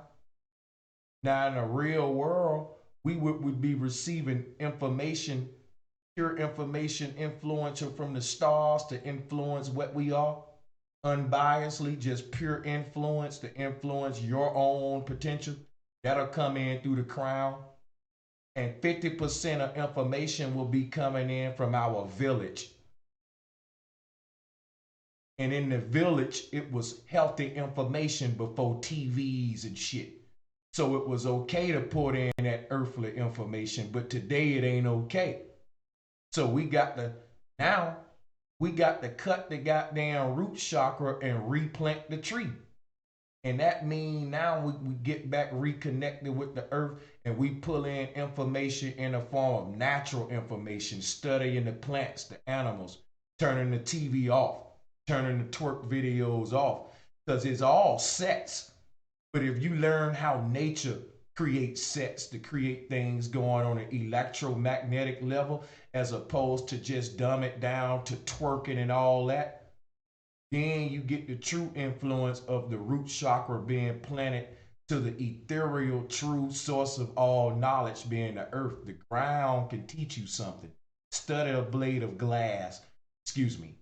Study a blade of grass and you'll see the ground can teach you something. But can't nobody study that because they got their root chakras plugged into sex, twerking, frivolous behavior. And the reason that shit plagues the earth is because listen, it's easier to enter the heart of the human through the back door. And I told you earlier that the root chakra is the back door. When burglars break in your house, they normally go through the back door, people, because everybody can see you in the front door. So the way to enter a human soul is through the root chakra, which is the back door. Because the sex organ is vulnerable. We all want to have some sex, and if they corrupt that, they can hijack what you're plugged into, how you're receiving life information. That's why don't nobody know the secrets of how a baby is born. But we all know how to twerk, though. You know how to fuck, don't you? But you don't know the science of how the baby come into reality because they dumbed this root chakra down. So when we really plug into that sex chakra, we look at sex from the scientific aspect, and you won't even have abortions because you'll see how beautiful life is, how it's created. That's what the ancestors did. Now, when they dumb that down, the root chakra, now the only knowledge you get about sex today, we so dumbed down, is twerking. That's all you're going to get today. And let alone talking about information coming in from the crown chakra today. Ain't no crown chakra information today. Crown chakra information is Christ consciousness. No one is being influenced by the stars, which is the light that's coming in through the crown, because they got these astrologers with these fucking new age chart systems. Got you plugged right back into the computer and the Greek zodiac, interpreting the symbols what the Greeks call them, Mercury and Venus. And you ain't got all the damn symbols up there what was in the ancient zodiac, so you're missing a lot of important parts about yourself, thinking you know it everything like a fool.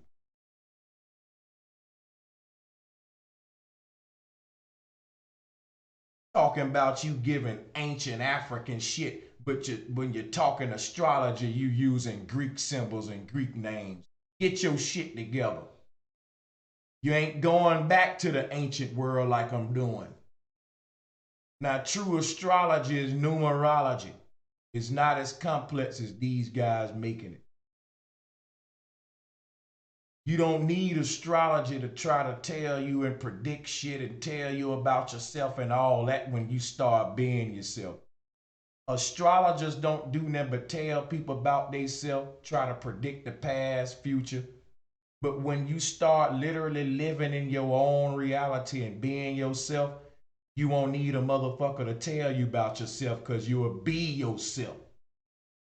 An astrologer tell a motherfucker who they supposed to be based upon the zodiacal influence.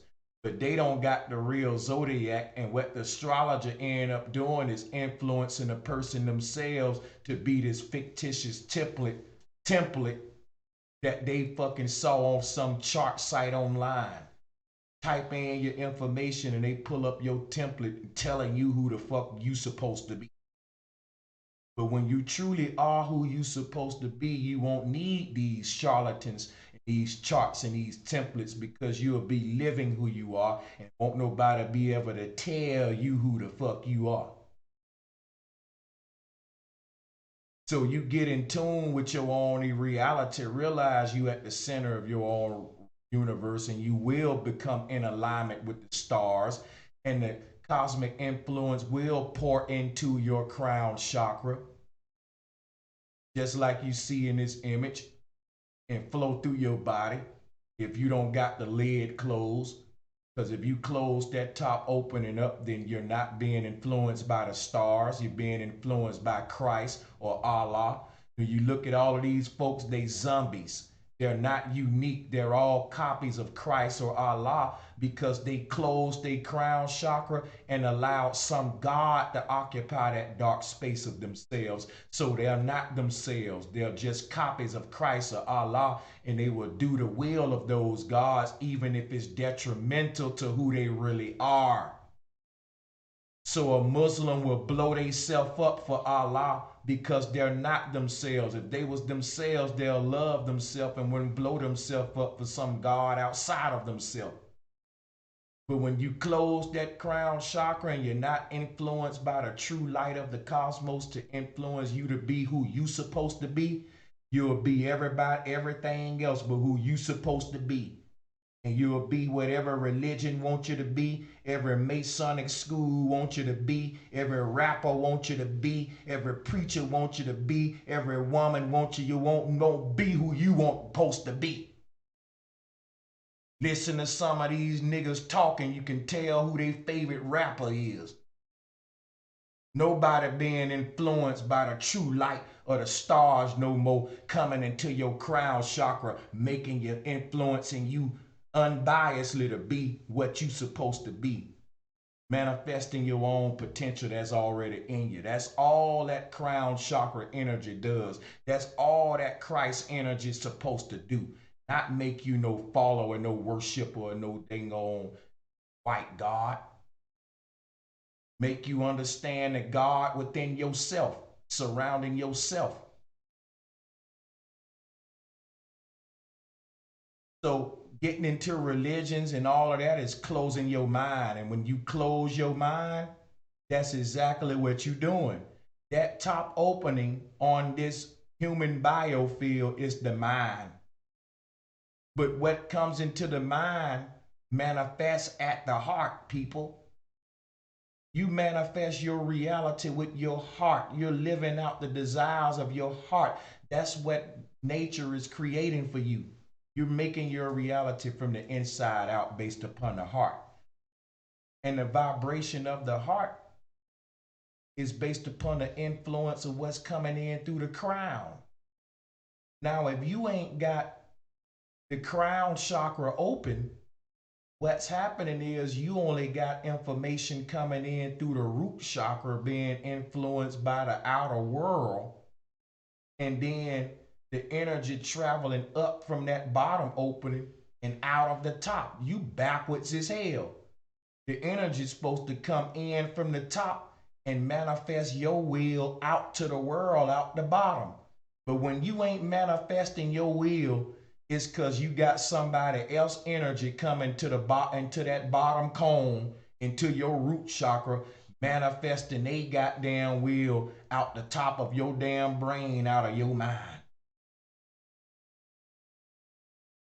As you shake your ass, your thoughts lead you to the store to buy new chains and new clothes to get you some pussy, to get you some D if you're a woman. This is when you thinking with your sex organ, man. You're thinking with your dick. That's what the whole world doing today. We live in a twerk society. sets where nobody know the true science of it all, how life is created and sustained. So as the information enters that root chakra, we see it play out as you shaking your ass. Now, as it passed that heart chakra, it confirms with the heart that this what you want to be, a over-sexualized consumer. So as it pours out of the mind, your universal influence and your thoughts are now being influenced from the bottom up by the world outside of you. Because by the time all of that twerk, dumbed down energy move up into your root chakra, past your heart and corrupt your heart, and out of your mind and corrupt your thoughts, now you're a consumer and you live for sex and you work for sex. So you see niggas spend their paycheck on a pair of Jordans because they want to get some pussy. You see niggas live their whole life going broke, tricking off, and women doing the same, being a dumb hoe for a nigga. Nigga can come in there, you just met him, and whoop your damn children because you want some dick. Every nigga calling your children calling every nigga daddy because everybody over sexualized but don't understand how a baby is created, how Mother Nature performed this miracle. So you don't appreciate the process of how life come into being, just the act.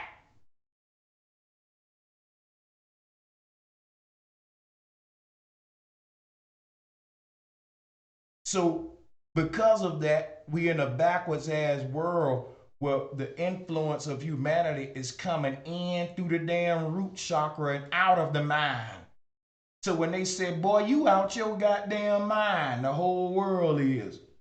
Because all the information come out of the mind. Because, listen, when your goddamn mind is in your drawers, man, when you thinking with your dick, the energy shift.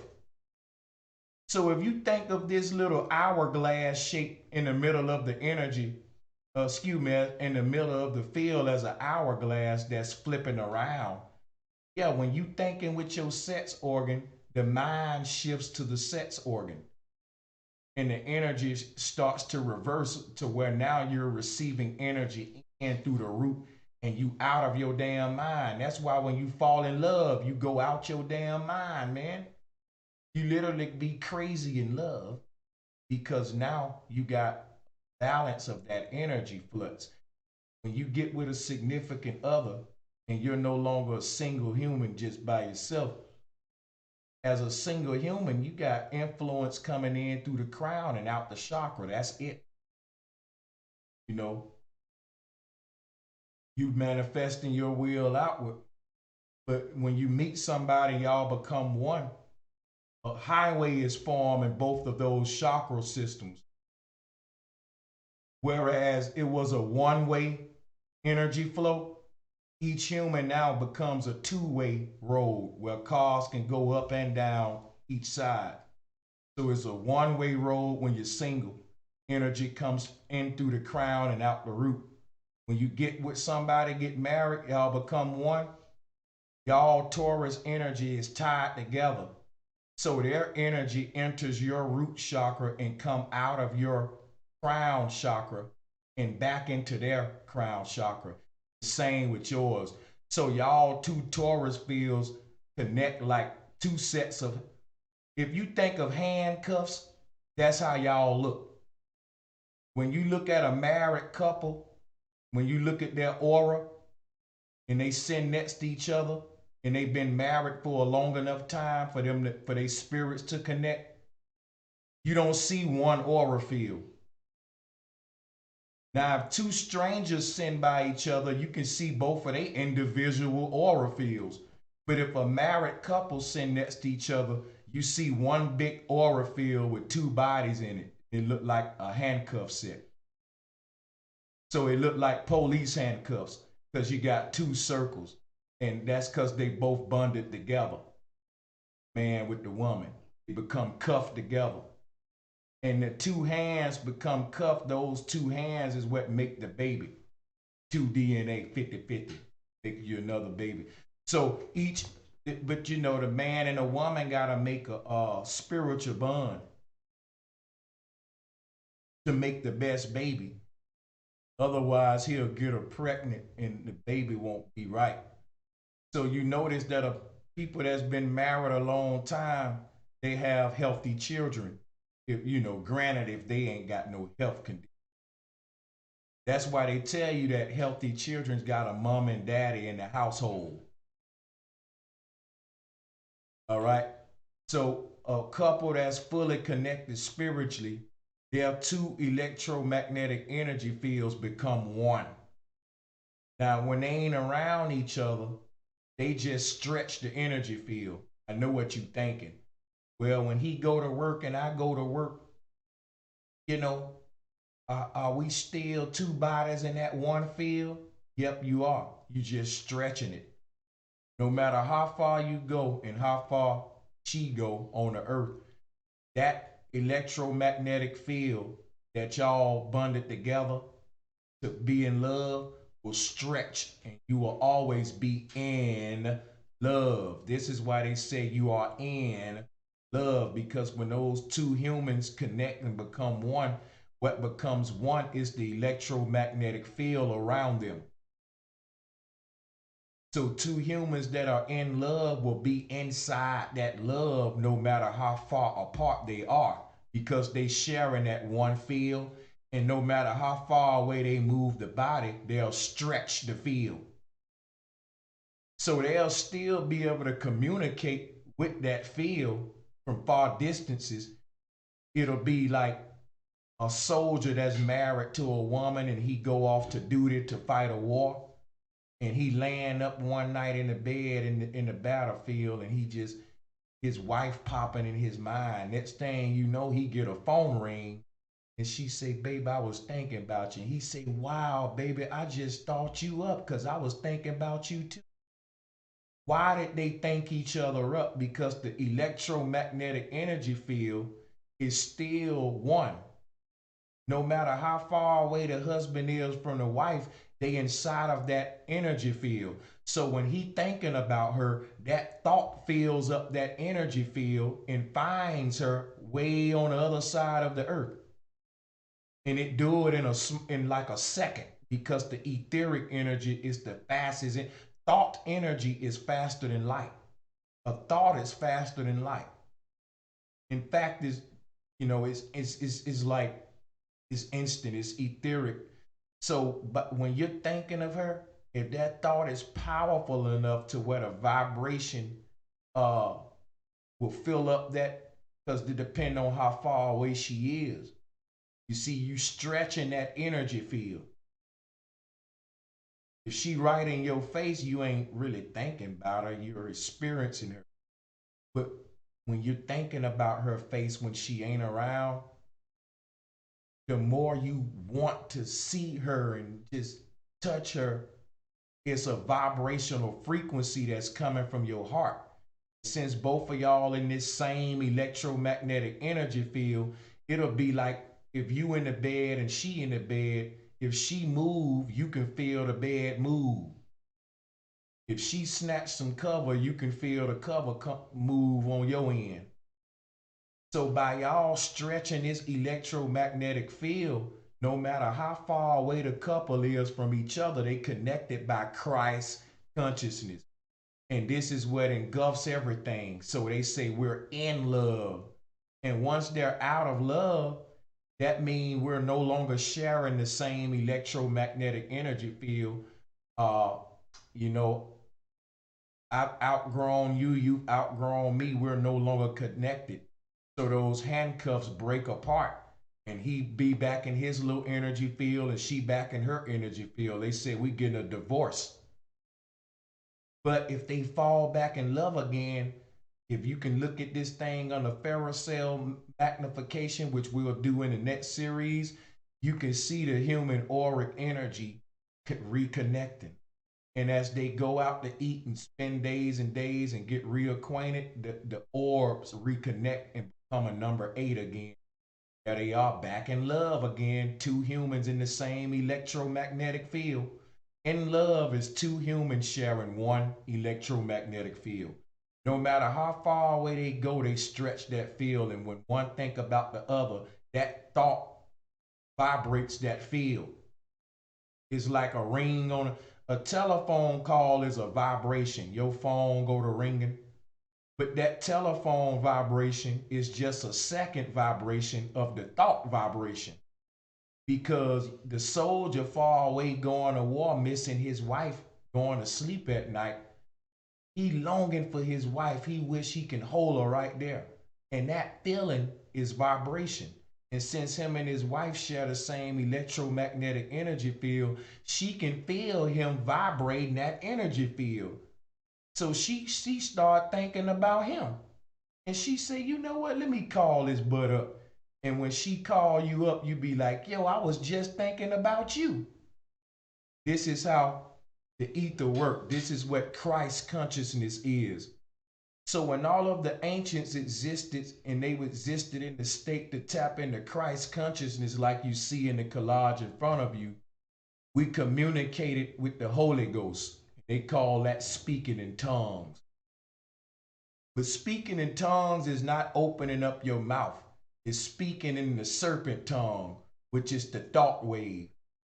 See, when humans get around each other and they shut up and they close their eyes, they pass thoughts.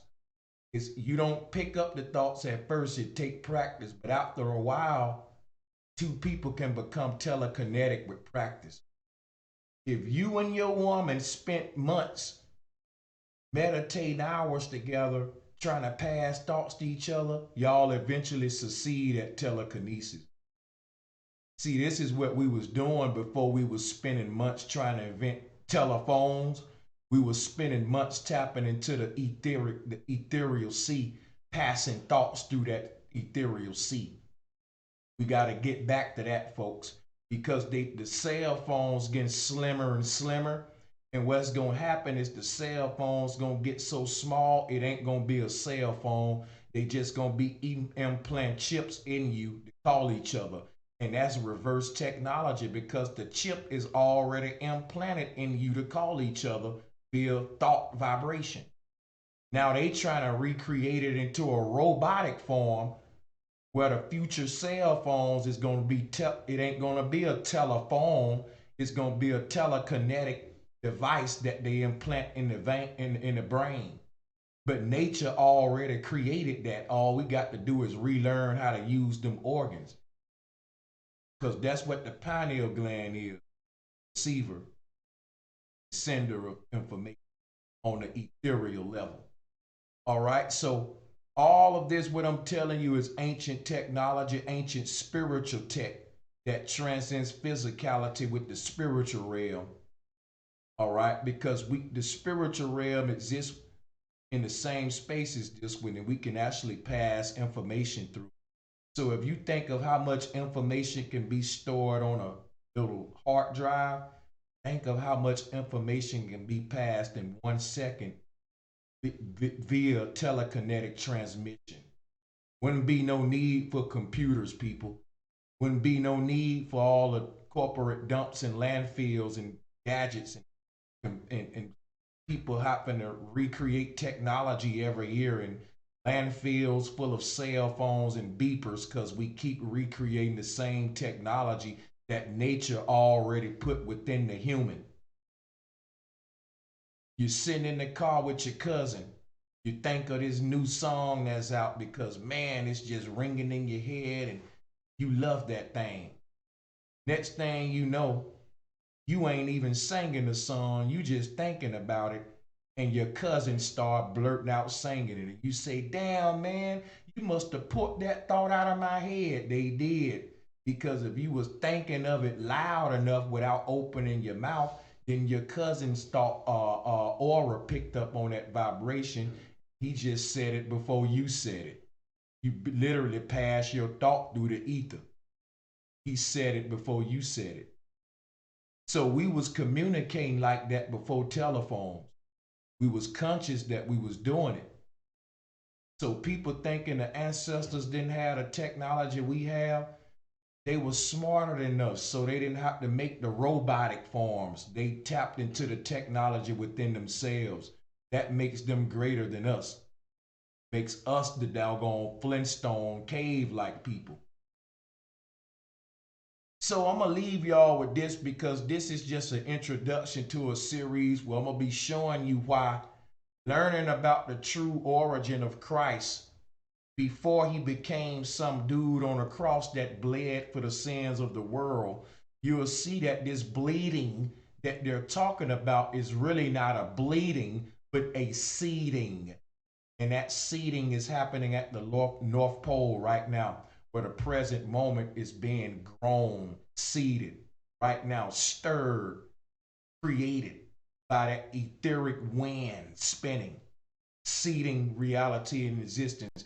And it's being seeded because the root word, the word seat and seed are the same. And what I'm gonna do to end this out is I'm gonna show you what I'm talking about with that. 1 second. Because in this image on the screen, you see the throne of God in the bottom right. That's the seat of God, but that's also the seed of God, which is growing the earth, because that's an extension of the source. The extension of the creator is the creation. And the creator exists at the seat of God, being the North Pole, Polaris, projecting experience down onto the plane like a painter putting his thought on a canvas. So the seat of God is the middle of the earth, which is this magnetic mountain. And the root word of magnet is magin, M-A-G-N. Imagine what we do when we meditate. We imagine it. If you can imagine it, you can be there. You can imagine heaven, you can escape and go to it. So magnetism is dealing with magination, because M-A-G-N, magnify, magnification, or it's dealing with the magnum opus, magnetism. M-A-G-N again is imagine. So imagine what I'm saying in your head and it'll become clear to you. Magnify on it, actually closing your eyes and imagining. So the seat of God is the seed of God, and the seed represent the center of creation where the branches and the roots branch outward. As this reality is a tree. Physical reality shapes like a huge tree. And the trunk of that tree isn't made of wood, it's made out of the seed or the idea. Reality is an idea, and the idea isn't made of the elements. The idea is the elements. You're part of the idea. So physicality is simply an idea that is grown from the mind center of the earth. So traveling to the center of the earth is going back to the one thinking this reality. And that's what this is you going to sleep at night. You're traveling back into the you're a miniature creator. So you create the dream, you create the body in the dream. Basically, you ain't creating it, you're loading it. You're loading it up. You load yourself up into the dream experience, come back here, shift the consciousness back here. We never really die. We just keep reloading different experiences. One ends. So that's what this symbolism represents. Consciousness transitioning through that opening in the sky, which is also the opening in your own Taurus field. That's why I said we create our own earth, and we leave the earth through the North Pole. But the North Pole is you creating your own gate out of here. Like, it's the same thing, but we all creating a different version of it. You know what I'm saying? Like, You loaded your own simulation from the center. So when you leave, you will exit through the center. That's why the ancestors said everyone leave through the North Pole, which would be that middle opening in the UFO ship. But everyone exists as their own ship. Now, if you can think of all of these ships gathered around one huge ship, that's what the earth is. And another way of saying that is that the earth exists as the same way we see it now, with every human in it that's on it right now, all the things we see on it. But in its original conception, it's perfect. Now, that perfect seed of what this reality exists as in its original conception is only made out of the infinite imperfected realities. And you can't have the perfect one without the imperfect one. Because the perfect ones only exist as a bunch of infinite imperfected copies put together. So when you say imperfect, you're saying I'm perfect. So check this out, because it's a paradox. Now I got to get up out of here and we'll talk later. Remember I told you about the screw going into the boat. You can see that in this image here. These are the ancient mushroom figurines, and they corrupted it and turned it into UFO talk. They said we come from ancient aliens. We'll be syncing this with our Jesus decoding as we go into the part 2 of this. But I got to get out of here right now because it's 1 o'clock now. I got to edit this, so I'm going to make it short. Let me give a big shout out to everybody who supported this show. I got a trucker trade sent me a donation on the cash app. Appreciate that, my sister. And shout out to the truckers out there. I appreciate that donation. And someone else sent in a super chat donation. It was Mind's Eye, and it was the brother Illustrious Cook. Appreciate you two brothers as well as Mother Callie. And to the 200 plus people watching, I'm amazed that we still over 200 this late. I hope the numbers can only grow from this. But I will see y'all first thing when I get up tomorrow. I'm going to be picking up where I left off, and we'll be going into. And if you have any questions, write them down throughout the series, because I'm going to have a Q&A. You'll have your questions already ready. I'm going to be turning over so many stones that I'm going to be decoding Christ like never before. This is going to be making history here. Real talk. And this is just an introduction, so I know a lot of it was redundant to many of you, but if you stick around, I promise you, everybody gonna hear something they never heard before that's gonna give them an aha moment. Some of you that's been following me for a long time, you heard a lot of redundant stuff in this introduction, but you still had an aha moment in it. I still dropped a few Jews in there for the people who know a lot of this stuff. Even the people who think they know a lot of it, boy, you just don't know how much more you're going to go deeper into this rabbit hole. So stay with me, and I'll see y'all on part 2 tomorrow. Peace and much love, guys.